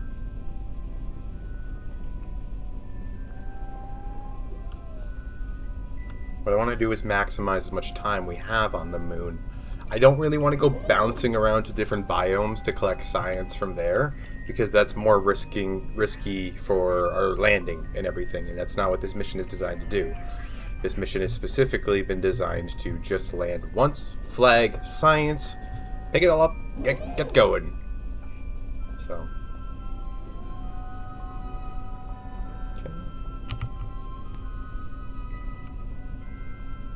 we're going to want to ease back in from this time warp, because messing with time and then stopping it real fast, not good. Physics don't like it. My heart isn't.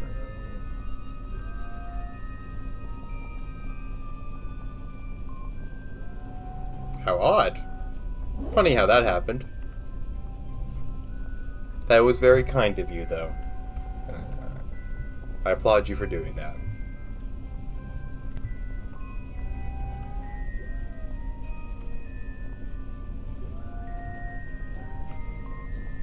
I applaud you for doing the science for the space agency in that regard.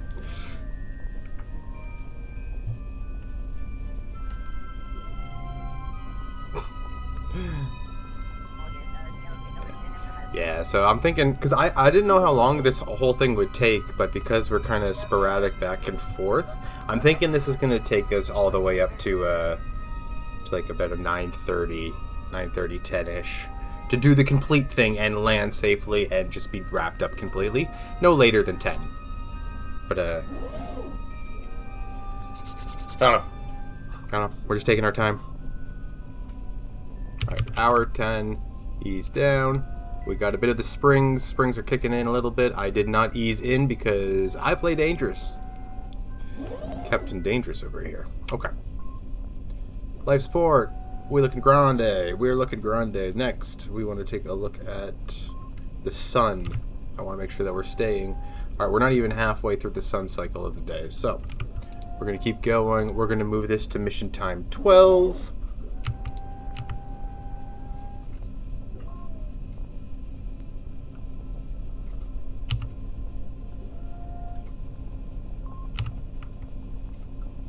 Times. Feels like the hyperbolic time chamber going 100 times gravity. Go 100 times speed.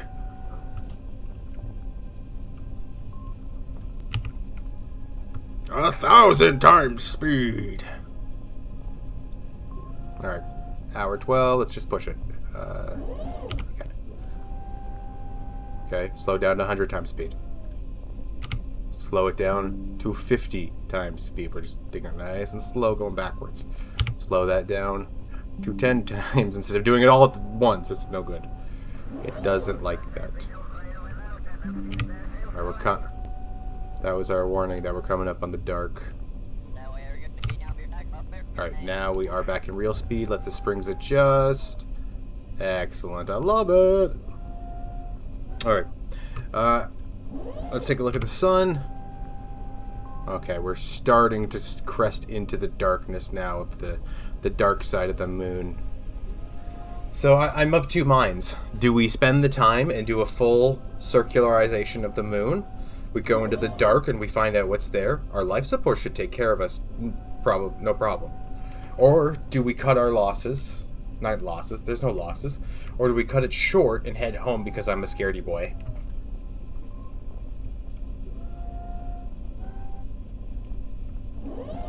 I think we gotta push it.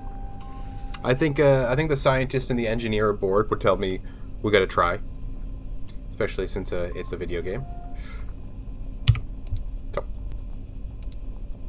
let's push it into the dark now, and then as soon as we have some light, we will stop. So we're resting in here for the night, boys. Get cozy. You know, I'm gonna reset. Let the springs do its thing. Okay, I'm actually going to just drop a save here, because if something fucks up because of the game and the Kraken, hell yeah, moon monsters. Well, damn, good luck. Thank you. Yeah, we're gonna go into the darkness, so thank you for the good luck. I'm gonna need that, but I'm gonna drop a save here because I don't know. I'm scaredy boy. We went for the ZMO 13 dark side. I'm just gonna call it dark side. Let me save it there. And here we go. Times 5, times 10. Let's get a zoom in on the time. And just keep an eye on that sunlight.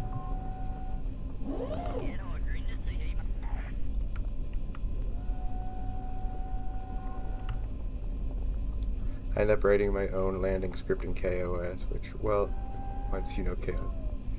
Okay, I have KOS installed in here, and I spent quite a bit of time with KOS.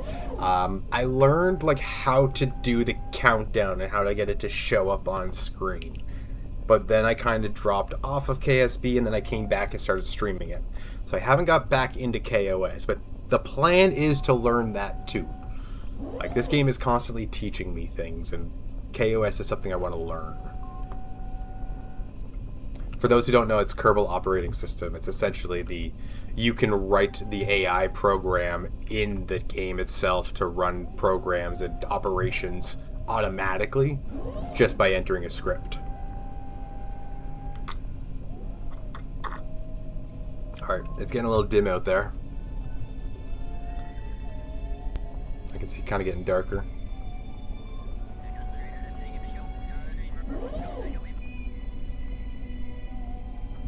You can see our waste tanks are about halfway filled now since we've started the mission. Okay. That has been 15 hours. So they're really only meant to last, I guess, a day in this pod. This is a lander pod, so that makes sense. Alright, we're kind of getting dark now. It's getting spoopy. And by doing this into the dark side of the moon, by the way, does mean we are going to lose connection. We are going to go dark with the planet. So which means, and the only people that are going to be able to do anything are the people on this ship. That's why I trusted the most intelligent ones. Turn that alarm back on, and you know what? Just to conserve some energy, because this does play into it as well, we are going to kill our lights. And let's speed it up just a little bit more into the 1,000-time warp.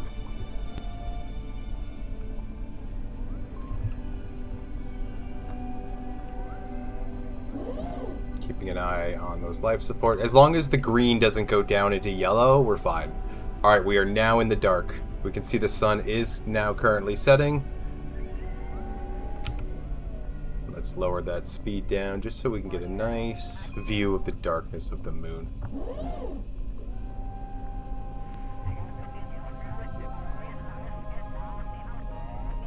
At least we have a persistent. Hour 23. We're about to hit hour 24 of this mission. Let's speed it up a little bit. Alright. We have hit hour 24, ergo 1 whole day. We have just hit the beeps telling us that our waste is filled. And yet, like I mentioned earlier, we don't really know what that means. Our electricity is running out now. Alright, so this might not have been a great idea. Alright, let's turn that off. Okay, let's turn all of them off.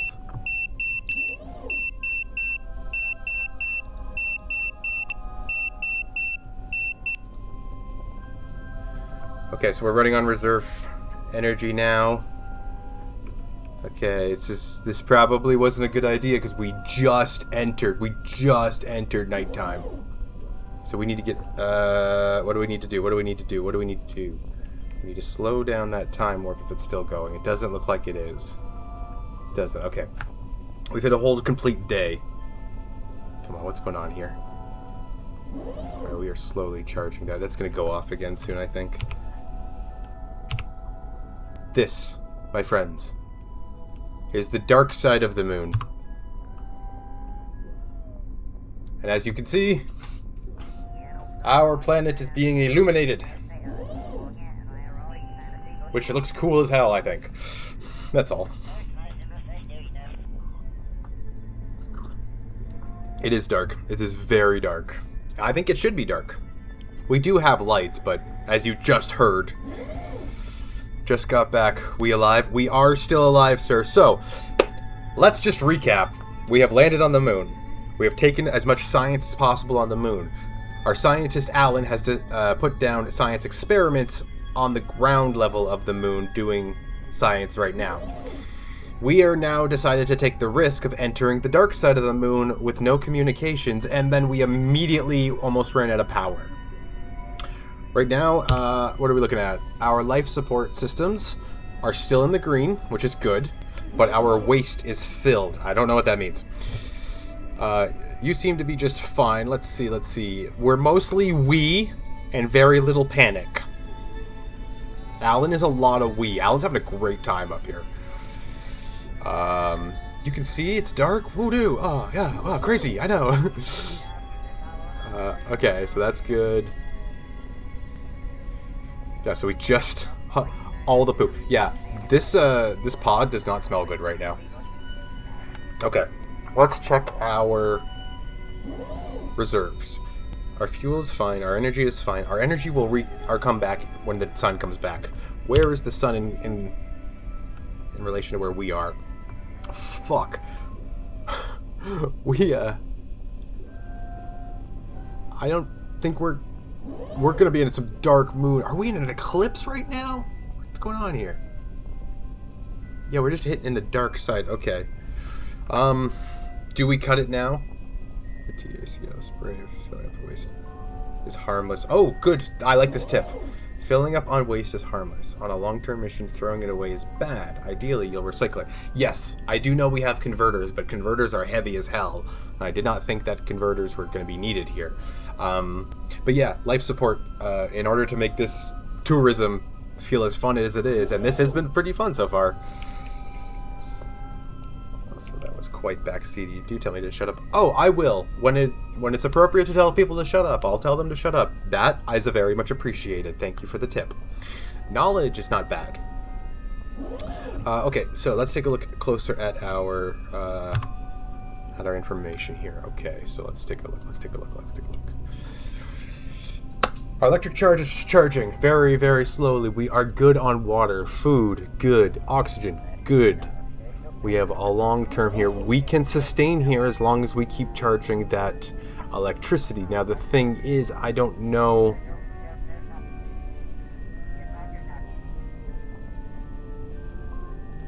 Habitation mechanics wrinkle. I'm kind of still playing with all the different mods to see which ones I like the best.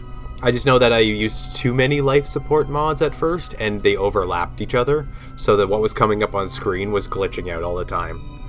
I landed on this one just because it was the one that worked. So far I like it. Until I don't. Okay, so we are decreasing faster than we are charging when it comes to the electric charge. Okay. What do you guys think? Should we just cut the loss? Get off the dark side of the moon, collect whatever science we can, and recover safely? Or do we push? Do we push, risking losing our electricity, which could... I don't know what happens to our life support if our electricity goes. It is a science mission after all. But I also don't want us to die. Just watching that electricity tick down.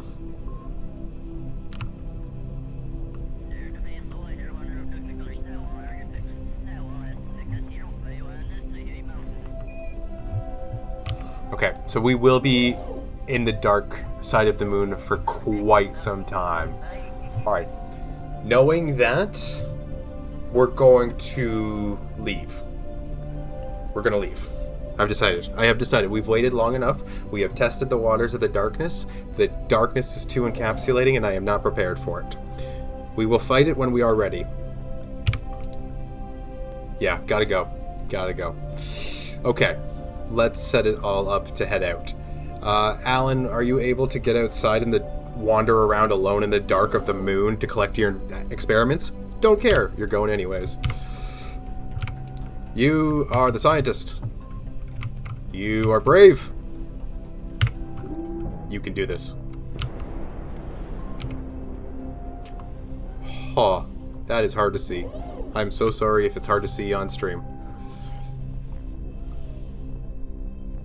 Noble sacrifice. I think so. I think 1 for 1.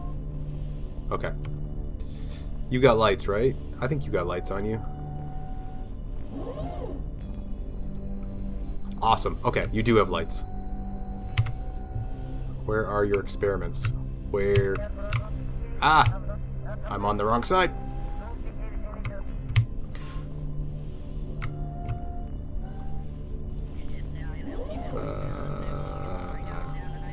No damage. Reset heat record. Okay, that's not the right one. Oh, this is that one maybe? Pickup bar.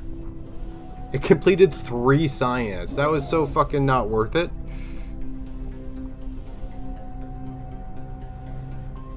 Alright, back it up. Picking up deployed part would exceed Kerbal carry capacity. What do you have on you, Alan? Put it down. Put your Gundams down. Alright. Mystery goo observation has been collected. I cast light, yes. He has lots of science on him. He does. He is our scientist. He's also got a lot of experience. All the, is that moving by itself? We need to get off this planet. It is fucking haunted. Look at this. We gotta go. You know, I don't even care about pushing those buttons. He can just carry the science with him. Just put it in your pocket. And let's get going. Before we run over that flag.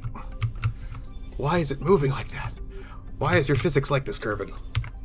Why are you so amazing and so broken at the same time? I love it. Okay, oh my god, we are so close to Bad News Bears right here. I just looked over. You were almost out of oxygen. Woo! Okay, let's get you back in your chair. Chair. Ah, that's Malcolm's face. Mwah. Okay.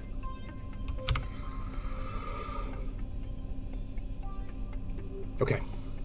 We got 199, 200 energy now. For some reason, now we're making more energy than we just had. Whatever. Let's not worry about that kind of stuff right now. Okay, so. Focus. Slowly pushing a rocket ship. Right? Okay, yeah.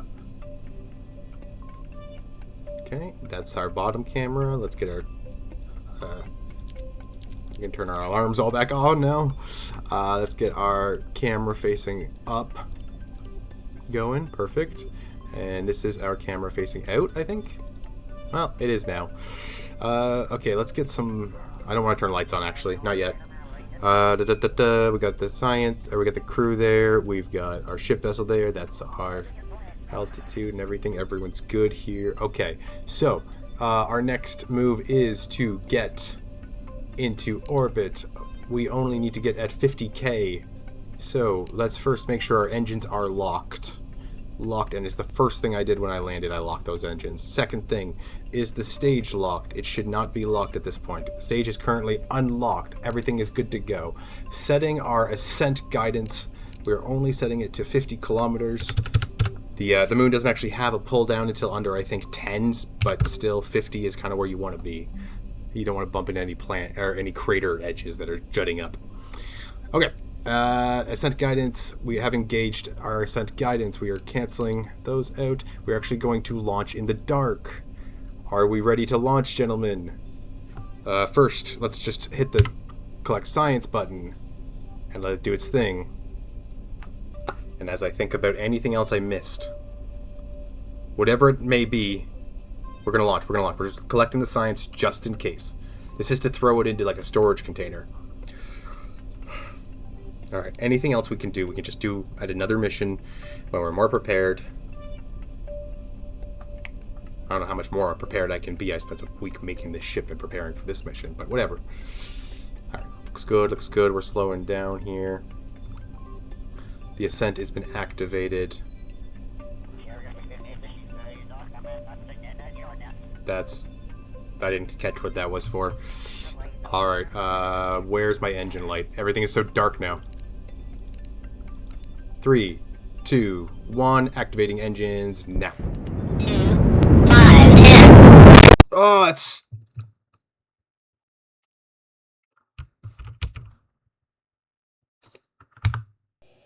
One second. That was really loud. That was really, really loud. That really hurt my ears. I'm so sorry. Oh my god. Turns out rockets in space are loud.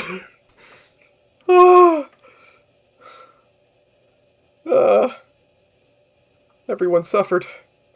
I hope we're okay. Oh boy. Okay, shh. Alright, I'm gonna go back into it. I'm preparing you.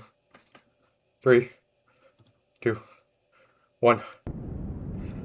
Okay, it's better. I'm so sorry. Shit happens. We're good. Okay, turns out rockets are loud. Go figure.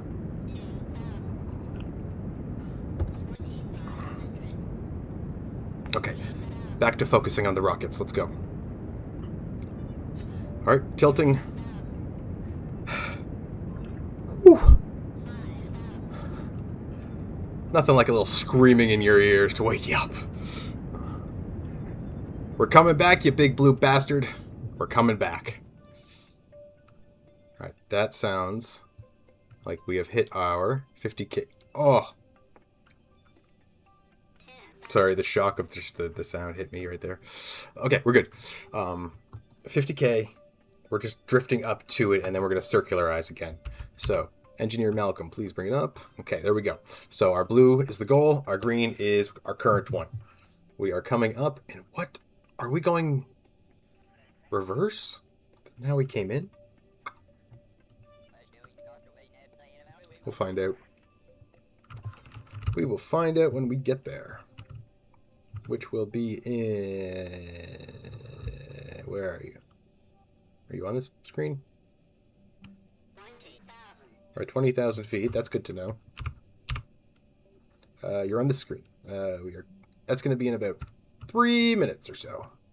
We're going to be burning. Oh, yeah, I'm so sorry about that rocket. Oh, that never happened in any of my tests.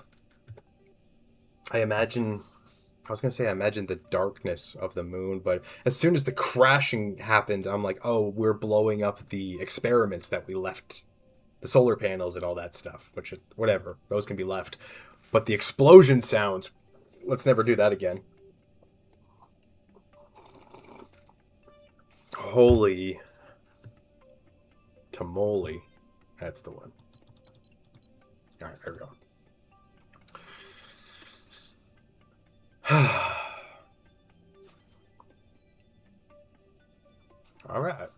Alright. This feels good. Back in the air. Oh, let's get those landers up. Okay. How's that battery?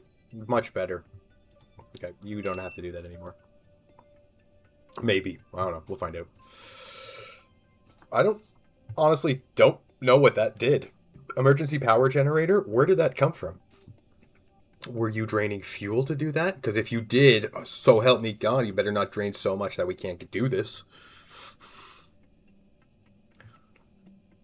But, you know. We'll find out. I think we're fine. I think we're fine. Based on the numbers I'm seeing on the left-hand side beside the rockets, I think we're fine. I'm just letting us burn. I'm just letting us drift for the next couple minutes, just so we can get into a nice, stable orbit. You know, I like that. You should always feel safe when you hear Captain Matt going, "It's totally fine. We're fine. It's great. We're fine. We don't need that. It's fine." It's essentially me saying, "Excuse me, pardon me, excuse me, pardon me, excuse me, excuse me. Out of my way. Bye." All right. We're almost there. Does that mean we're going to be burning soon? No, we still got some time. How's the cat doing? Oh, she's asleep. My little Cinnabon. She's doing good.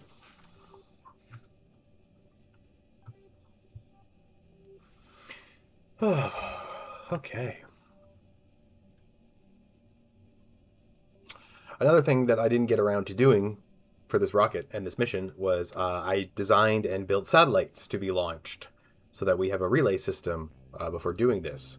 Also, if you look at some of these, I don't know, which one do I want to use? I'll use this one. If you look at here, see, it's just like this big gray blob. You can put cameras on satellites to satellite map the entire planet that you're currently around or whatever you're viewing. So, like, this could be useful. So, might want to do that at some point. Just launch them at least. But I just kind of ran out of time, and I just kept prioritizing the main 2 rockets instead of everything else. But that's okay. Oh. Our burn has started.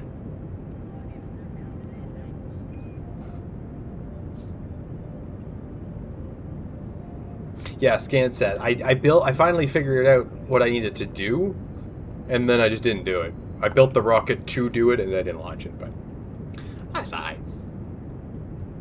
But yeah, ScanSat seems fun.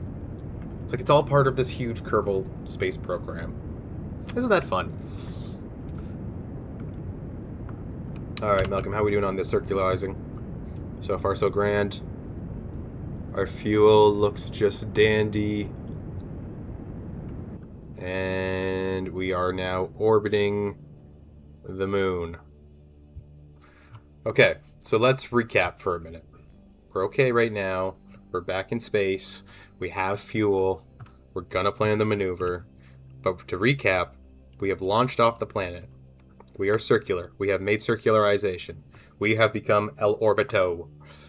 What were we doing? Yes, we launched off the planet. We launched off the planet. We orbited Earth, or Kerbin. Left orbit, interjected into Mun, missed our maneuver, corrected the maneuver, landed on the Mun, stayed on the Mun, a little bit past our welcome. We left the Mun, and now we're circularized around it. Our next stage in this mission is to get back to a circular orbit in lower Kerbin orbit. And then we're going to be going back down to the surface to launch the Odyssey 7 to meet up with us. And it's already 9 o'clock, so let's just start warping places instead of waiting places. All right, first things first, we want to make a orbit that will leave this rock. So let's go.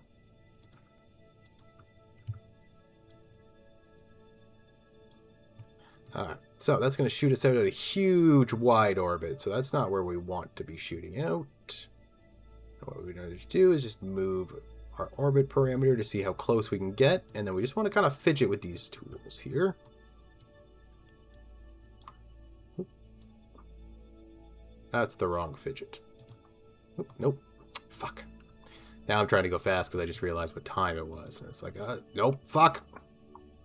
And now we're doing warps and the wrong things. But because we're in orbit, we're okay. Please stop. Okay, we're good. We're okay. Captain Matt's not panicking at all.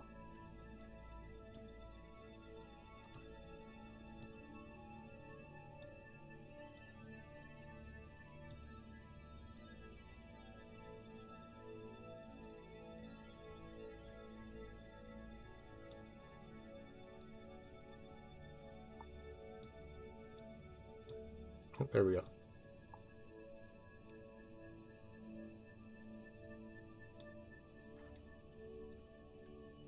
This is it's not a good site to be we did not take off at a good launch point. Hold up, hold up. There it is. I want to be just 75. Perfect, I'll take it. All right, next, what we want to do, set a maneuver over here to then bring this on down to bring this underneath the 100.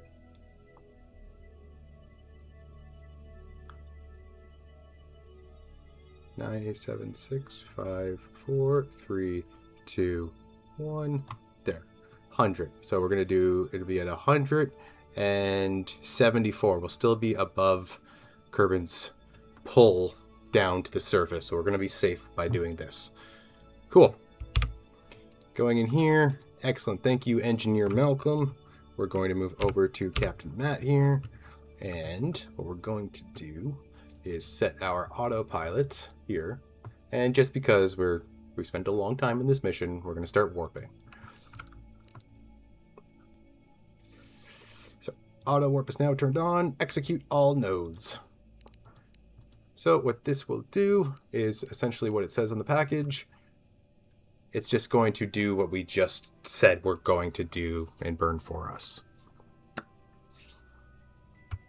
We'll keep an eye on the time here, so that way we're able to keep up with the warp. If you look over here, this is how fast we're warping, if you can't read the small writing here.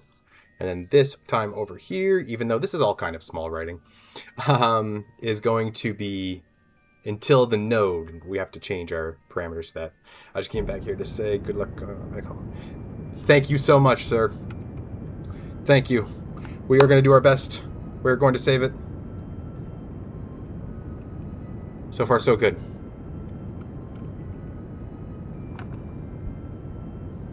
Also, get some rest. It's late. Go get some rest. You can watch this video later if you need to. It'll be on my YouTube. It's under the same name. All right.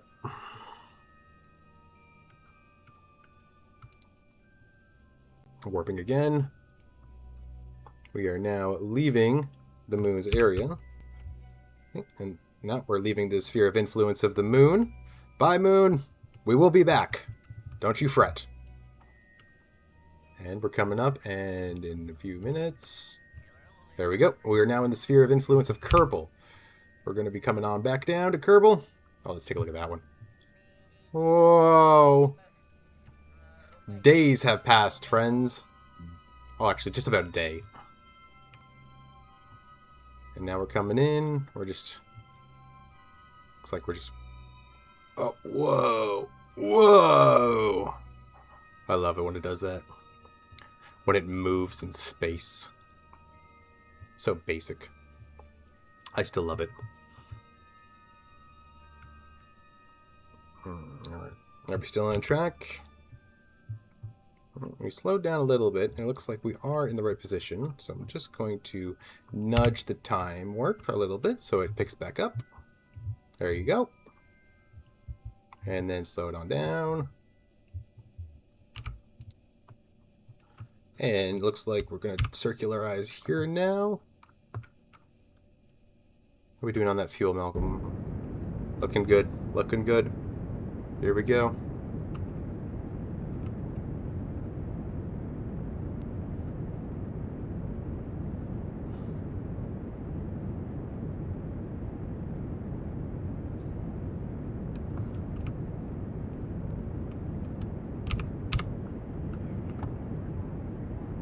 Okay, so far so good. Keeping that periapsis above the atmosphere. The apoapsis is the thing that we're shrinking right now, and that's about to come underneath 1,000,000 kilometers. Alright, so we're now under 1,000,000 kilometers. We're doing good, but we're starting to run out of fuel. Or at least out of fuel on the big chunkers.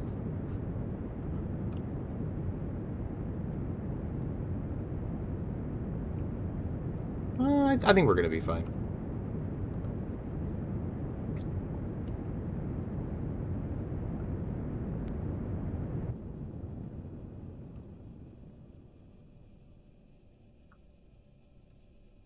Okay, so apoapsis is at 100,000 meters. Our periapsis is at 73 meters. What I'm going to do is increase our periapsis to match the apoapsis now to make sure we are very safe above the atmosphere so that when we go launch the Odyssey 7, when we take our eyes off of this one, it does not do anything untoward. So what we'll do is we'll go back in here and we're going to do the same exact thing.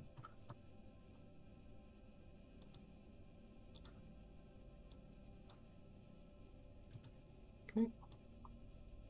We are currently, yeah, so we're already currently at a 73, so we've gone down since our intent. So we're going to be at a 101 and a 101. Except over here, autopilot, maneuver planner, auto warps on. Please execute the next node to just align us perfectly.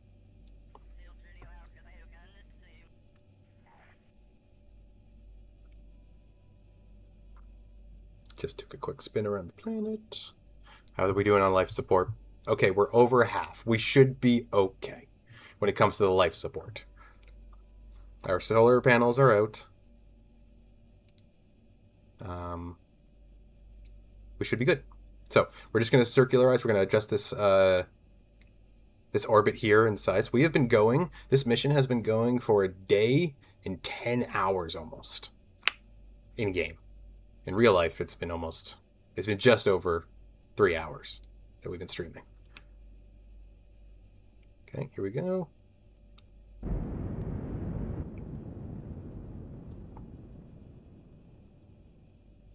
And 3, 2, 1. Peaches and cream. All right, we're good. We are good to leave the zookeeper right here. We're just going to collect all the science on there into the storage unit to make sure that it is collected all there, even off of Scientist Alan. And as soon as that's done, we're going to go back down to the surface and we're going to fire off another rocket. Luckily, it's already been built, it's already set, and we have done the mission last week. All we have to do is put the crew inside it, shoot it off into space, and once it is in orbit, we can start maneuvering these two ships to meet each other, kissy-kissy in space, get our boys home, and we call it a night. Almost there. Almost there. We're almost there. To think, the Artemis 2 rocket that's going up into space in a couple weeks is only going to be orbiting the moon once and then coming back. So they're not even landing, and they're going to take 4 days to do that. But, I mean, size difference, I guess. Okay, let us go back to the tracking station now. Sorry, Space Center. So we're just going to leave that right there. And that's it. We leave the ship in space and we go back up and get it. I'm excited. Okay, so I was thinking we have Jebediah fly it. We're going to take up the CEO. That's 2. We have 3 coming back, so that's 5. The Odyssey 7 is 7 people. Anybody want to get added to the agency last minute to see if they want to go to space real quick? I can make it fast. Just got to give me a name. Tourist, scientist, engineer, or pilot. And it would just be a exposure mission.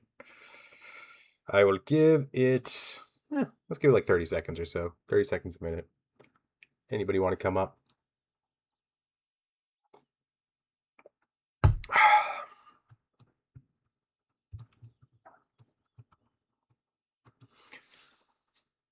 You're already in space.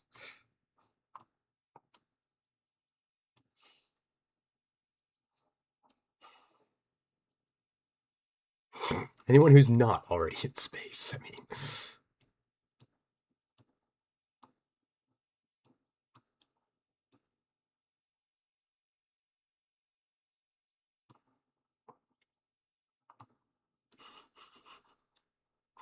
I like the yeah, let's throw it out into the world to see if anybody wants it. And then all I hear is crickets, literal crickets. It's funny. All right, well, there will be many more missions in the future. There will be many more chances for us to all go to space together. We're going to have parties up in space at some point. We're going to have a club. I think Nate Kerman talked about wanting to put a strip joint somewhere in space. I don't know how we're going to do that. You try. All right, so let's just go and finish this off.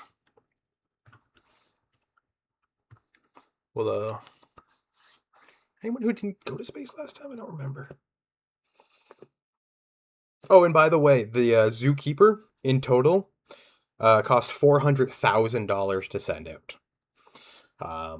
Maybe a little bit more because I didn't check after we put on the launch tower. We started our space program with $500,000.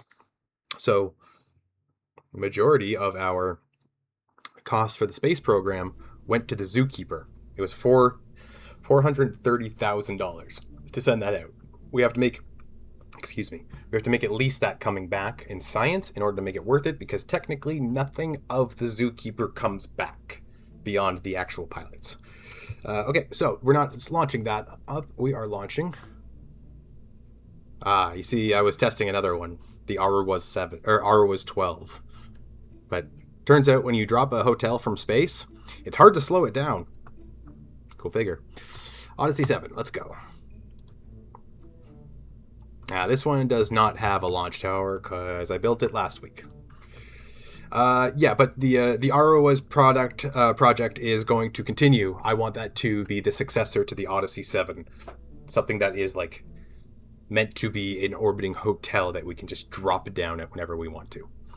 So, but that's another day. We're going to focus on that another day. All right, everybody but Jeb out. That's right, we just hired T-Wig. So, Jebediah's in. We're going to have Valentina as our secondary pilot. Hudfield wants to go for some reason. We have 3 spots for the crew to come home, and so we're going to have T-Wig fill up that last spot to give them that experience. See, it's a very... I never doubted it was cooler. I just couldn't pronounce it forever. Okay, so we got 3 spots open here for the crew to come home. And if the crew doesn't fit in there, Jeb, you're jumping out and testing those parachutes. All right, so we're going to go bam, bam, bam, bam, bam. Okay, so this is another $170,000 we're spending. So on top of the 430, we're now at a total of $600,000. You made a giant rat monster. Oh, yeah. Well, I don't regret my choices. Okay, let's launch.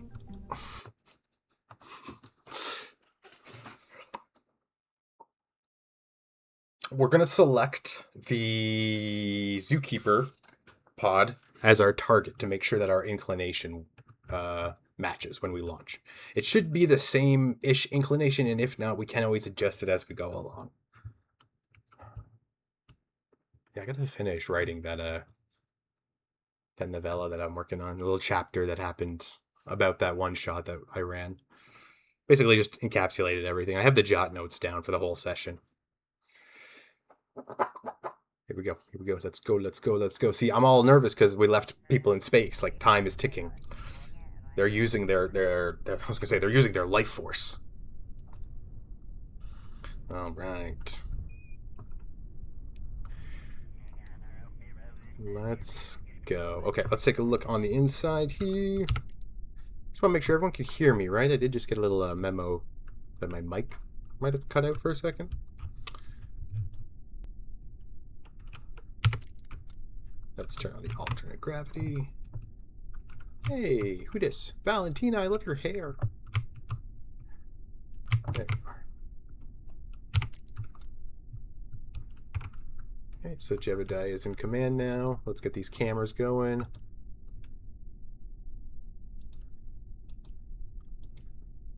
Oh, no, that's the one we want.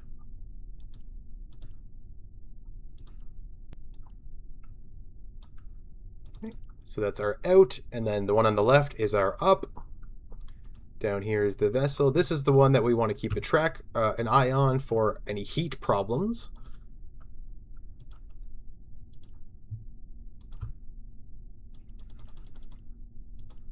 So let's turn those on now, just so we're all good to go. Oh, I did not lock the rocket. Careful what you push, Matt. Careful what you push, Matt. let's just quickly... Where are you? Lock the rocket. Okay. Rocket is locked. Turn on those lights. Finish the screen here. We're going to go with... Nope. This is our flight thing. Okay, so screen. Good, good. Alarms are on. Rocket is locked. Okay.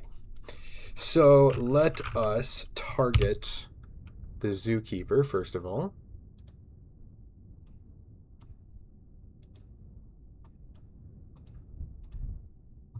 Can we get closer to it? Okay, maybe once we get into orbit. So, zookeeper, set as target. There we go. Okay. So we're gonna let it pass over us a little bit. So that way, when we're flying up, we don't have to circularize a whole way around to catch up to it. We will be already like parallel with it. It's gonna make us burn less is all. Which we're gonna be burning from the zookeeper. So that's good.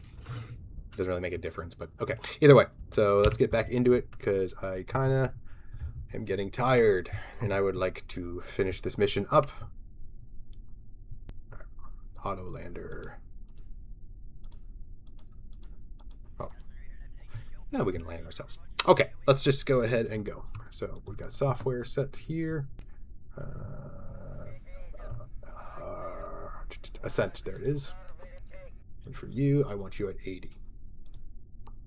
Okay, you're good to go. You're good to go. I do just need to check to make sure that science storage is currently equipped. Because without that, all that science means absolutely bupkis. There it is right there. Experiment storage unit.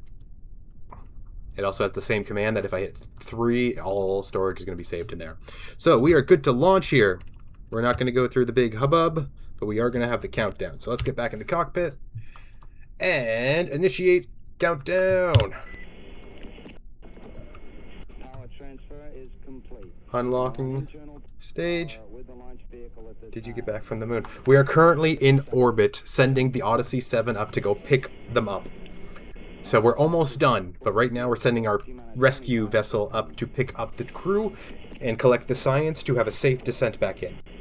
20 seconds and counting. So we're probably like in our last quarter of the mission now. 15 seconds. Guidance is internal. 12, 11, 10, 9. And we're rocking the Odyssey 7 from last week. 6, 5, 4, 3, 2, 1, 0. All engine running. Liftoff. We have a liftoff. We're good. Okay, liftoff successful. For a second there, I couldn't tell. Okay, we're good. Tower's clear.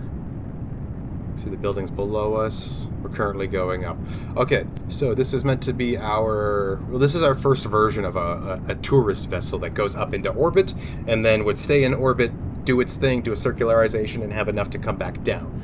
And in cases like this, where something is already in orbit to be picked up, we have a docking module up top to connect to bring everything back down.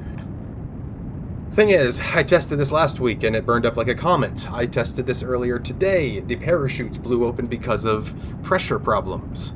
I tested this an hour before the stream and it landed on a slant. It's not perfect, but it's the only one we got.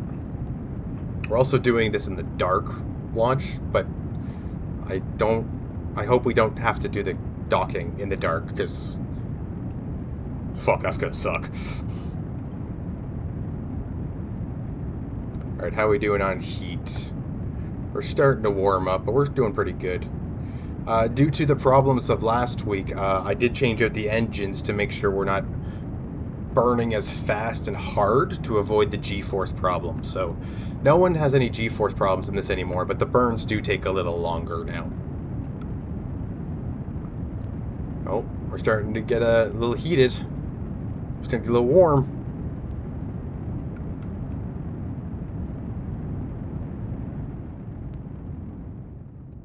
But nothing we can't handle. Nothing we can't handle. Okay. So we're going to circularize around 80k.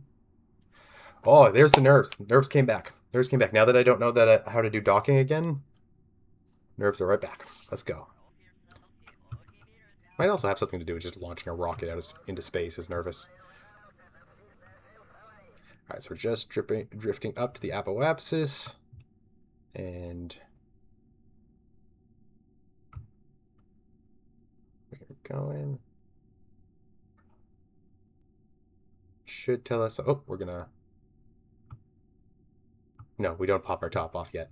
We pop our top off during the next rocket stage. So, yeah, we're just drifting for the next 55 seconds or so, and then we got about a 24-second burn to circularize. One thing on my decadal checklist is lights, because everything in KSP happens in the dark.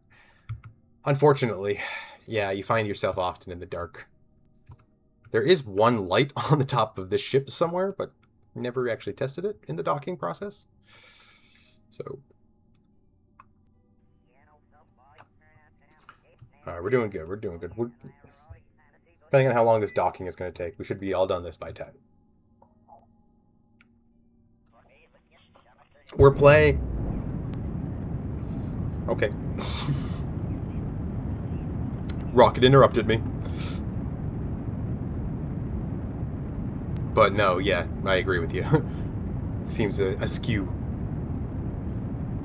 All right, here we go. We're about to disengage the stage we're in to go into the next stage, which means we're going to pop these shields open. Perfect. Oh, but it's just pitch black because we're doing this at night. But we are good.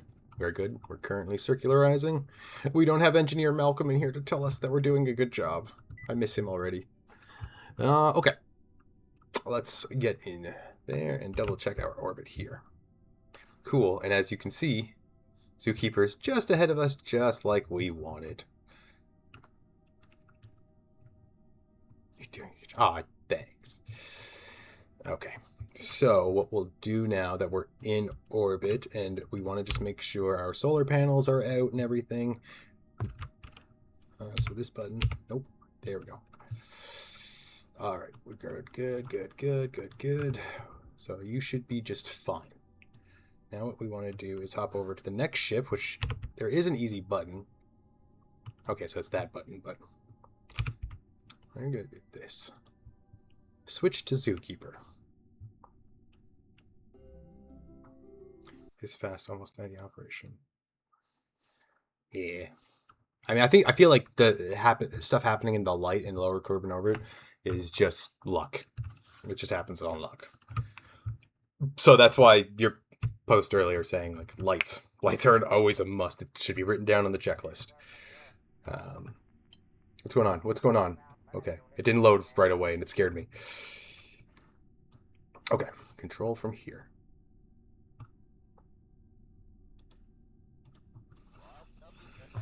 Okay, now let's get to the other ship. So, let's remember how to do this from the console days. So we want to target this. That's our target. We are on the correct angle by a negative 0.3 degree, which is fine.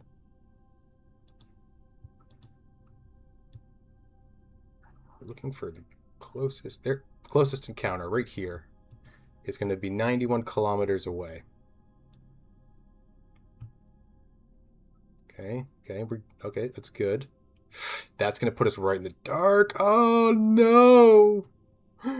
This is going to be hard.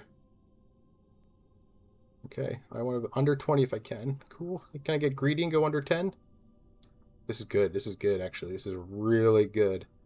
All right, we're just under 10, coming in at 9 meters per second. The thing is, it's going to happen all in the dark.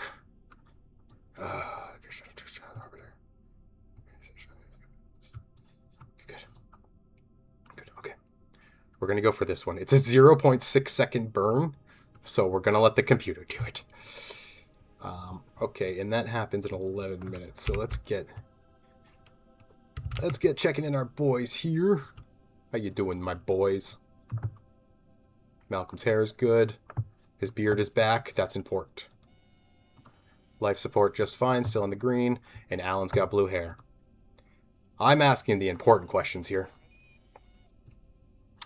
Next. There's a rendezvous autopilot here, but I've never messed with it, so I don't want to yet. Okay, just the next node, please. And then let's take a keep an eye on the map. So just so you know, this is our closest intersection between the two ships. We will be separated by 8.9 kilometers, less than 10 kilometers. And we're going to be moving alongside of each other at a difference of 9 meters per second. So the trick here is to burn away that relative speed and then to be 0. So we're both kind of flying together at the same speed, and then you want to fly towards your target to lower the separation. Problem is, as you fly towards your target, you increase your relative speed. So you kind of have to go back and forth until you get close enough to kind of guide it by eyeball. At least that's how I do it. There's a couple different ways to get this done.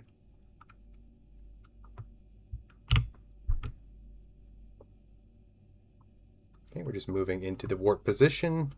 And I do believe it's at 30 kilometer difference. We'll be able to actually see the Odyssey 7 from our ship. Okay, slowing down now.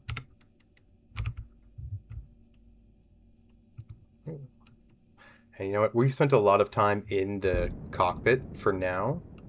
I don't know if we should spend some time outside of it. At least until we get into the docking procedure. There we go. Cool. We've circularized. I mean, we've matched its we're in position. I'm getting tired. I don't remember what we're doing. Okay, so here we want to get just a little bit before our closest intersection. So let's go right around here. Warp. Oh, there she is. There's our target. We'll keep an eye on that. Under 30K now. Look at that. Alright, there she is, the Odyssey 7. So what we want to do is face retrograde. And at our closest point, which is 8 kilometers. So I will start burning actually after 10. And we'll slow our roll down and then we'll push our way towards it. Oh, so there we go, 10.9. We're getting close. And once again, never actually did this in here. On PC, I mean. 10.6. Alright, yeah, let's also turn the light on.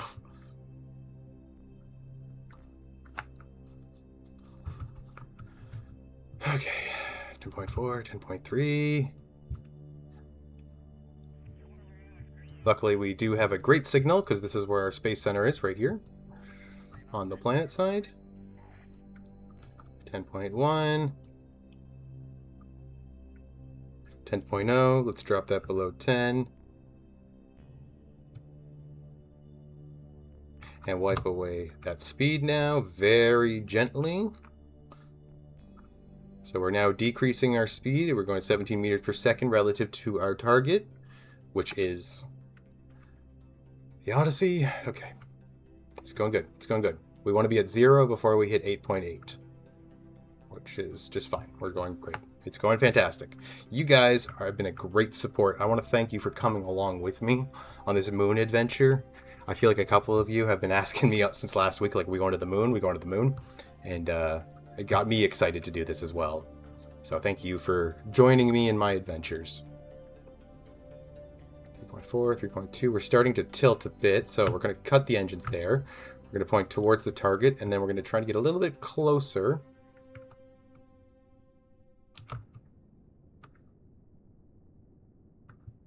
Okay. Going. Let's get that relative speed around 15.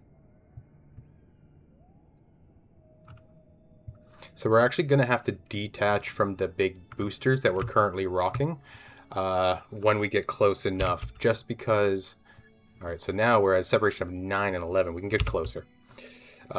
Just because we won't be able to maneuver this big boy. But we have a little boy, which is where all our science has been going the entire time. So let's take a look at this, the map view. So we can take a look at here, 8.6, 8.5. It's okay to go a little fast. We haven't been burning our engines too much. So let's try to get this under 5. Or even get greedy by getting it under 4. But hey, by the time we actually touch bases, we might be in the bright side. Okay, and under 4. So, okay, we'll start slowing down once we hit 5 kilometer separation. So let's hit retrograde again so we can slow our roll down when that time comes. We're good. Nice and steady. Slow warp until we hit the 5 kilometer distance. I don't know if I'm talking it out more for you or for my sake.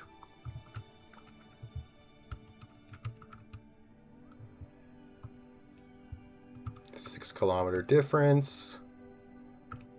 All right, 5.5. There we go. Let's slow that down. Get into position for the slowdown. 5.4, 5.3, 5.2, 1. Okay. And we're going to slow down our relative speed. Once again, it's just this process over and over again. Get a little closer, slow your ass down. Aim at it, get a little closer, slow your ass down. We just keep doing that until we're touching tips.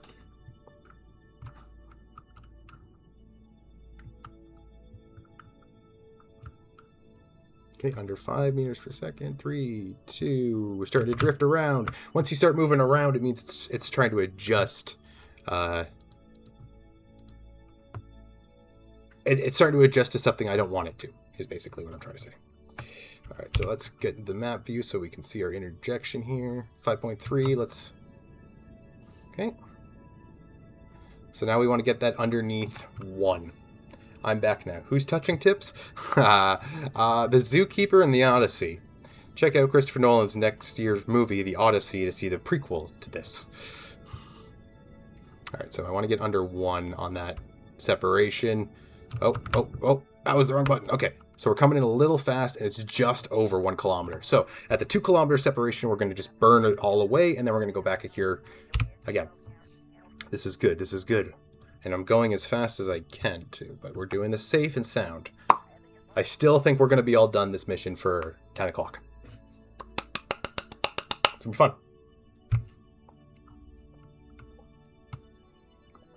All right. Under 2, we slow it down. We're set to retrograde. 3.6, 3.5. Speed it up just a hair. Remember, we want to get under 2, so let's hit at 2.5. There we go. Realign ourselves, and we're just going to drift until we're under 2. 2.3. I don't know how numbers work. Oh, I think it just rendered all the pieces in. So if we could zoom in, if we took a moment to zoom in, we could probably see the entire ship and all the details of everything. There we go. Now let's slow that down. Slow it down before we hit 1.2 if you do not mind. All right, 18, 16, 17. Once again, I could be doing this inside the capsule, but we spent quite a bit of time in the capsule already today, so I just want to hang outside and while we do this. Plus, it's really dark. It's hard to see anything. Okay, so we point at the target. And we're 1.7 kilometers away. Our closest is going to be 1.8. Perfect. Let's make that even smaller. What I want to try to get is to under 0.2.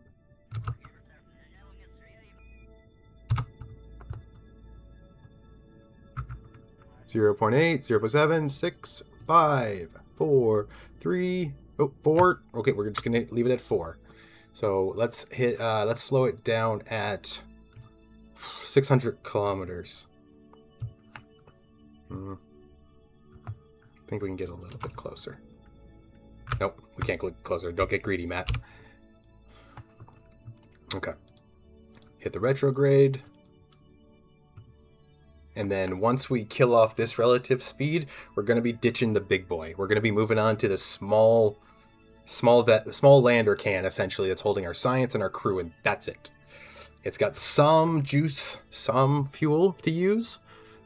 You can see it's staged right up here, but not a lot.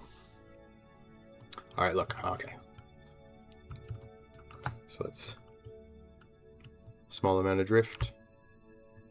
To get to that 5. Ooh, there's the sun! This might actually be good for us to do this at dawn so we can take our time in the light. We are slowed, right? Yes, we are. Okay, get ready to slow down our velocity. Alright, I'm actually going to just start that now. Slow it on down, slow it on down. Let's get that under 500. Oh, actually... I meant 600, sorry. It's just at 600. Okay, that's fine. So we're going to get here, and this is what we're going to do. We're going to be separating the stage here. Things could go wrong. They're not gonna. We're going to be great. We're going to be fine. We're going to be so good. Currently, no gas is being queued, and separation in 3, 2, 1. Separated. Now we are just a tiny little vessel at the top here, as you can see. And we're doing the exact same thing as we were just doing. Just, we're going to do it a lot easier. Okay, let's kill that so we can take a look at the map. Alright, we're going to be under the 0.2, which means it's probably going to be just easier to eyeball it now. Okay.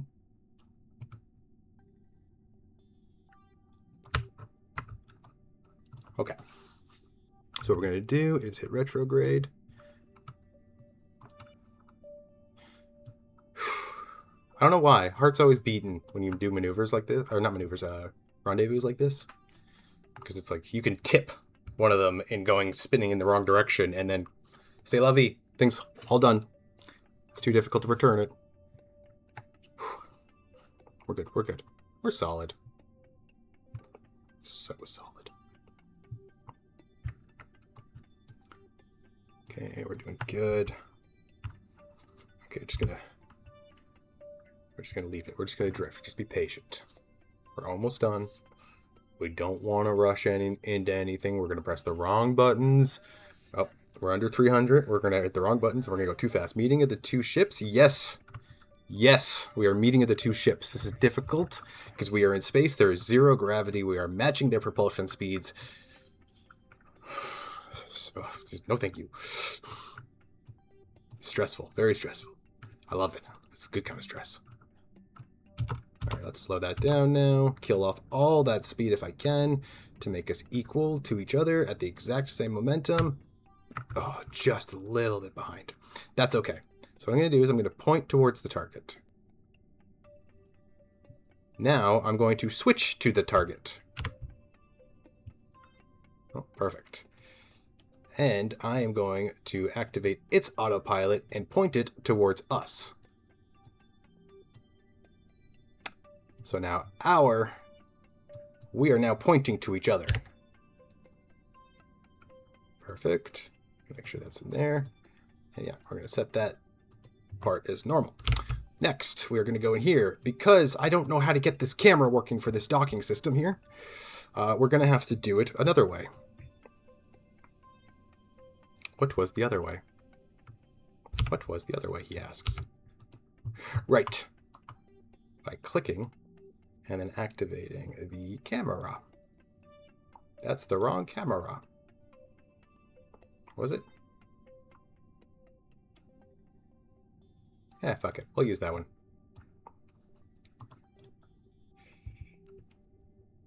There's another one. I know there's another one. And now I gotta get out of this view. Okay. Maybe we just do this the old school way because there's too much on the plate right now to be futzing around with this. So, old school way, the way I did it on console. Docking mode activated. RCS activated. We are pushing ourselves towards our target. And we're going to try to align us. Like, I just had it figured out, like, before I started streaming, how to activate the camera for that. But I don't remember what button it was.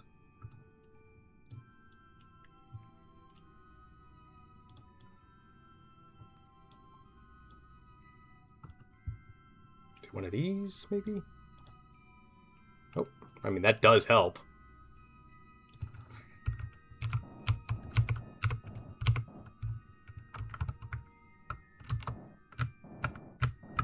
Get off the relative velocity. And realign.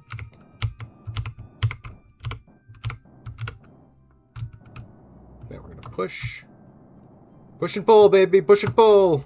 That's the name of the game here. We're 150 meters away from our target. We are aligned to meet it kissy, kissy, facey, facey. So, let's do that. If we do have any smart people that have played Kerbal before in the chat and know how to like activate the cool camera to use for docking, what's the button? Now kiss. Mwah. The ships are gonna kiss. They're gonna kiss. Making love in space is how we advance the human race. I need a new bumper sticker. Okay, we're coming at 1.4.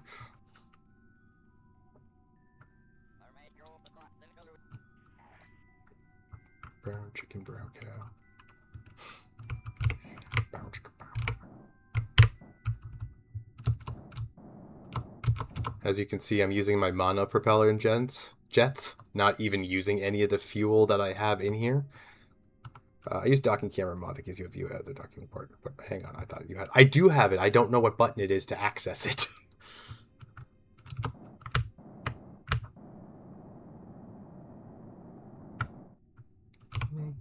Just kill off that velocity now that we're under 50. Because now is the time I'm really going to need that fine-tune adjustments. So let's take a look on the inside here. Anything I can get from this.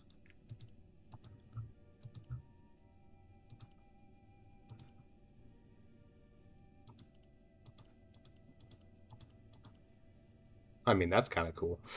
Although you seem well aligned. Yeah, I feel like we're doing fine.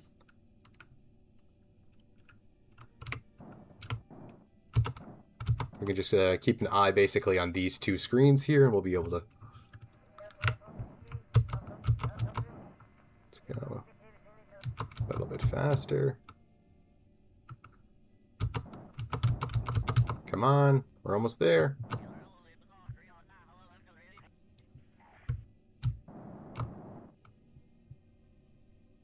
Distance, 37 meters, 36 meters. Okay, I understand now. I understand what I'm looking at over here now. This is our distance away from our target. So we're coming in. Oh. Okay, we're doing good, doing good. This is so much easier since we can see in the daytime. By George. And by George, I mean the curious by George. All right, let's slow that roll down.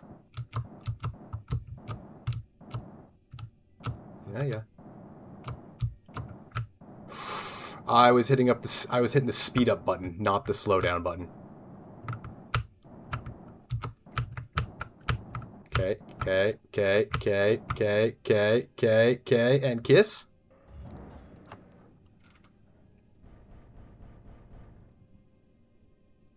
I just heard banging. Is that Jebediah? All right. Captain Matt, leaving post. Let's find out.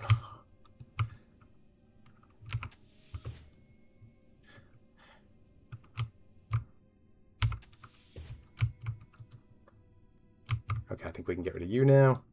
We'll close you down. We're going to go through the hatch. Into this next hatch.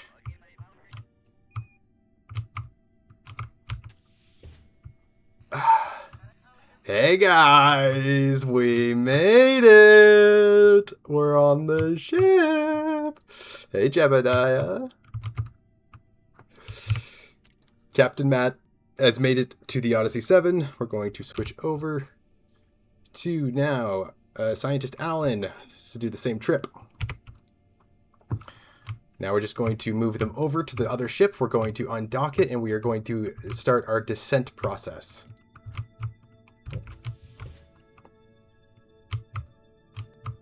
Hey guys, how's it going? All right, Alan, you just hanging out up top here. Oh, check out that view! I love it. That's Jeb, T-Wig, Hudfield, Matt, Alan, and Malcolm now. Okay, finally. We don't want to forget anyone here. Everyone's got all their personal belongings. Cool. We're not coming back for that iPod charger. You better have it on you. Ooh, why are we lagging a little bit there? Okay. Okay, there we go. Come on, Malcolm. Let's go, boy. There's your seat.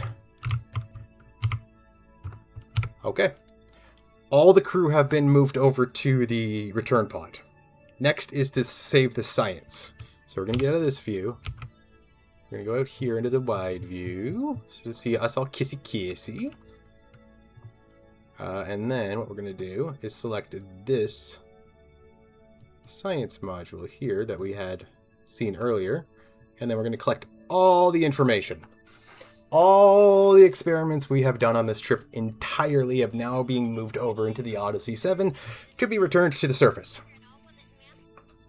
We're just going to wait for that to run its process.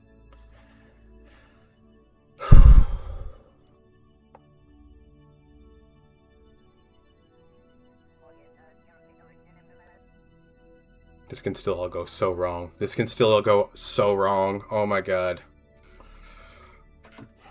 But it's not. We're not going to get there.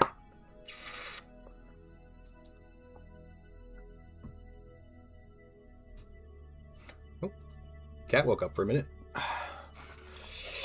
Okay. Okay, we've completely moved it over. Now what we're going to do is now control the entire ship from the Odyssey 7 going forwards. Control from here. Control from here. Where's the control from here? Are we already controlling from there? If we are, then it might not show.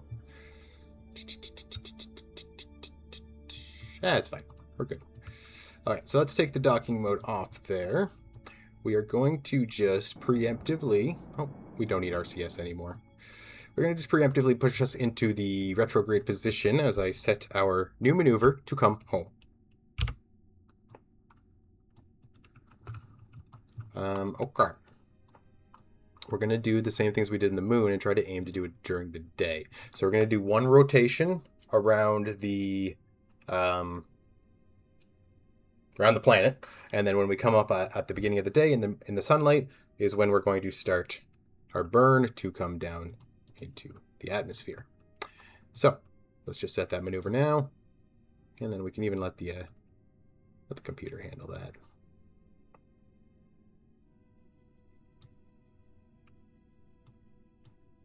Okay. Now I don't. The maneuver seems to be getting confused with the other rocket on. So, one quick check to make sure everyone is off here. Transfer crew. No crew on part. Good to know. All right. So we're gonna undock here. Goodbye, Zookeeper. You have been fantastic for us, and I look forward to see what other adventures you get into. So we're just going to detach it. Detach it. Detach.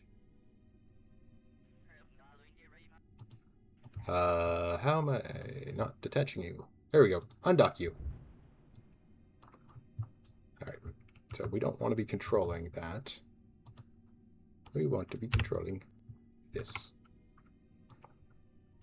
And then this, we're going to be moving in the retrograde position like we wanted to. Okay, there we go. Now we can go ahead and make that maneuver like I was planning to. So close. We're so close to this. We're just going to burn all velocity.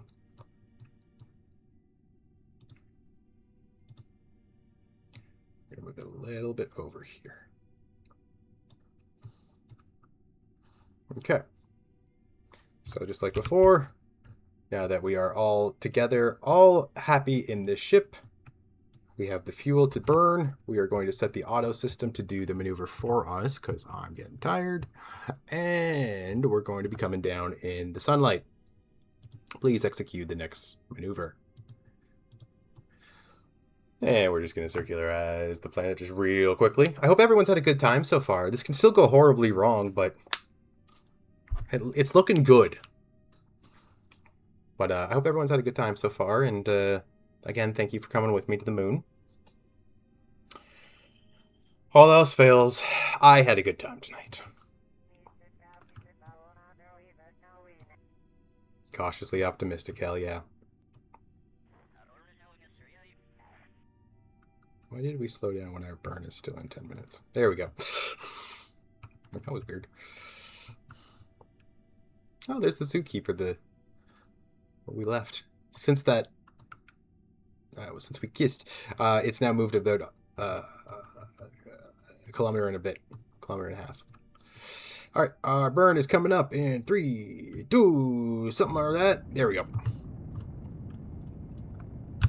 Our last, basically, cinematic shot. So.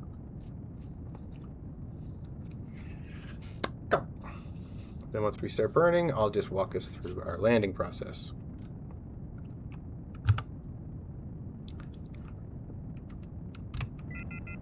You're fine. But I want to be controlling Jebediah. There we go. Alright, let's get that heat back on there. Oh no. Shit. I hate when it does that. Resets it.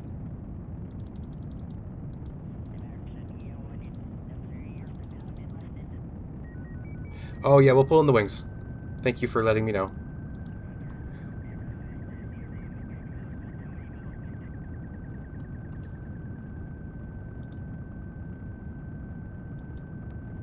It's outside. And that's down. Okay. Oh, that should really be reversed. Okay. Okay. Doing good. We's doing real good.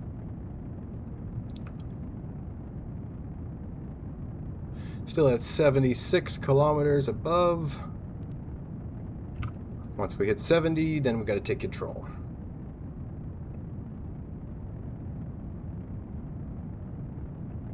Not to be capped on. No, you're totally fine. On my very first run-in with this earlier today, for some reason the solar panels would keep exploding.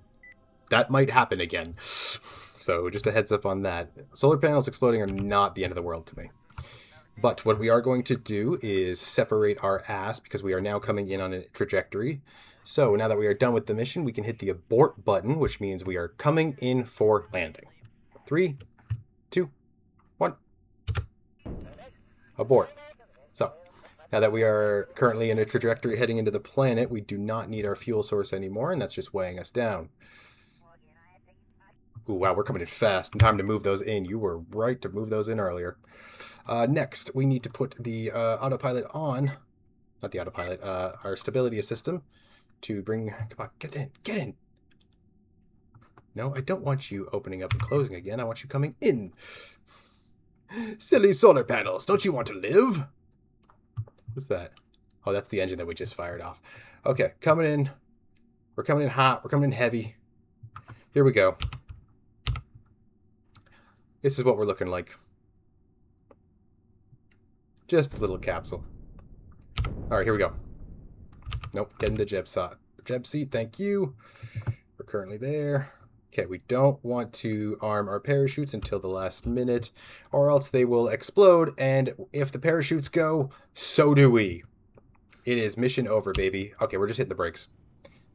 We're coming in so fast. Like too fast. Oh my god, way too fast. My feet are sweating. We're at 15 kilometers. We got to boil that down. We're coming in super fast, hooper fast. Heart's beating. We're coming in too fast. Under 200. Okay. 10 kilometers away from touchdown. Come on. I want you under 200 before I release these parachutes. 214, 212, 210, 209, 208, 207, 205. Come on, we're at 7 kilometers before touchdown. Under 200. Come on, come on, come on. Are we ready? 3, 2, 1. Please do not break. Parachutes have been lifted. Are we gonna be okay?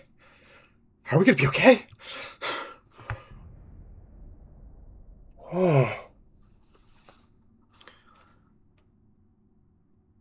Oh. We just came in at 800 meters per second. Oh. Okay. We're not touchdown yet. We're not done yet. We're not done yet, baby. We're not done. Let's go.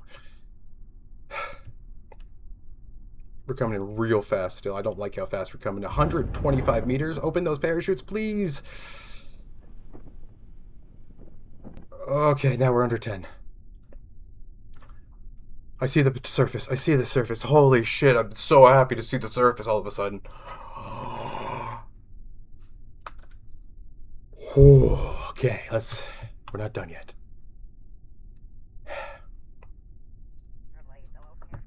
Jesus Christ, Jed, you play with a fastball. You play with a fastball. All right, that's the surface right there. That's what we're seeing on the outside. Oh boy. I'm hands off at this point, man. Whew. You can see our velocity at the top left. We're coming in just under 6 meters per second. That's a little fast, but that's safe. Under 10 is what we want. 300 meters. 280. Holy shit.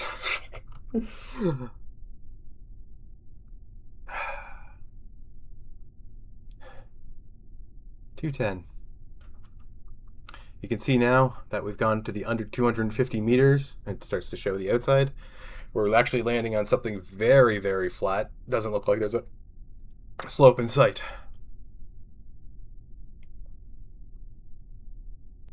Okay. So the big finale. I know it's coming in a little bit anticlimactic, but we'll be touching down in 50 meters, 40 meters, 30 meters, 25, 20, 15, 10.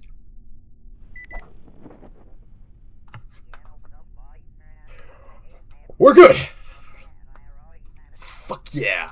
We're good. We're so good. Everybody came back. Everybody came back. Everybody came back. Now, we recover the vessel. We send out a rescue team to pick these motherfuckers up.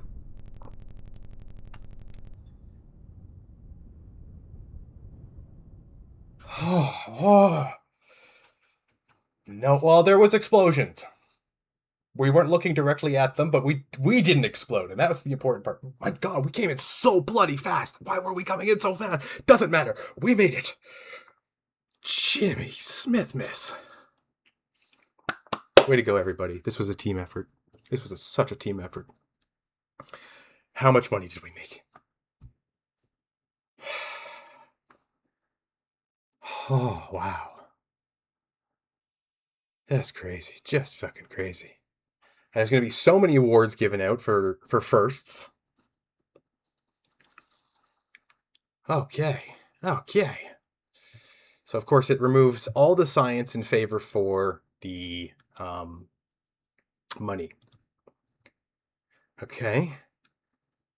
So, got 650. Okay. 20 reputation. A lot of people got a lot of expertise. Oh, we had a couple level ups here. Perfect. There's all the awards. Look at Alan Kerman. He's got so many. He got the most in that mission, probably because he kept going outside. Good job, Alan. Good job. Good job, everybody. That is quite the night for us. Okay, I can't really tell how much money we made. I think we made like $4 million, which is good because it only cost us like 400,000 to launch the most expensive thing. A total of 600,000 to do the whole mission, and we came back making 4 million. So whatever extrapolations you need to do from that. But that's it. That's it for us for tonight. Oh, thank you so much for being here. And I was right. We got it done before 10. I'm like 4 minutes clear before 10, but still. Yeah, that's 6 million. Spent just over half. Okay, yeah. All right. Okay, yeah, that is it. I'm going to save the game. We're saving the game. Guys, thank you so much for coming with me tonight. I'm so glad not only did we succeed, but I wasn't alone in succeeding. This is so nice to have some people hanging out, playing Kerbal, of all things. So I think we're going to wrap up now. Thank you very much. Congrats to you, too. You were just as big a part of this as I was. In fact, you probably did more dangerous things.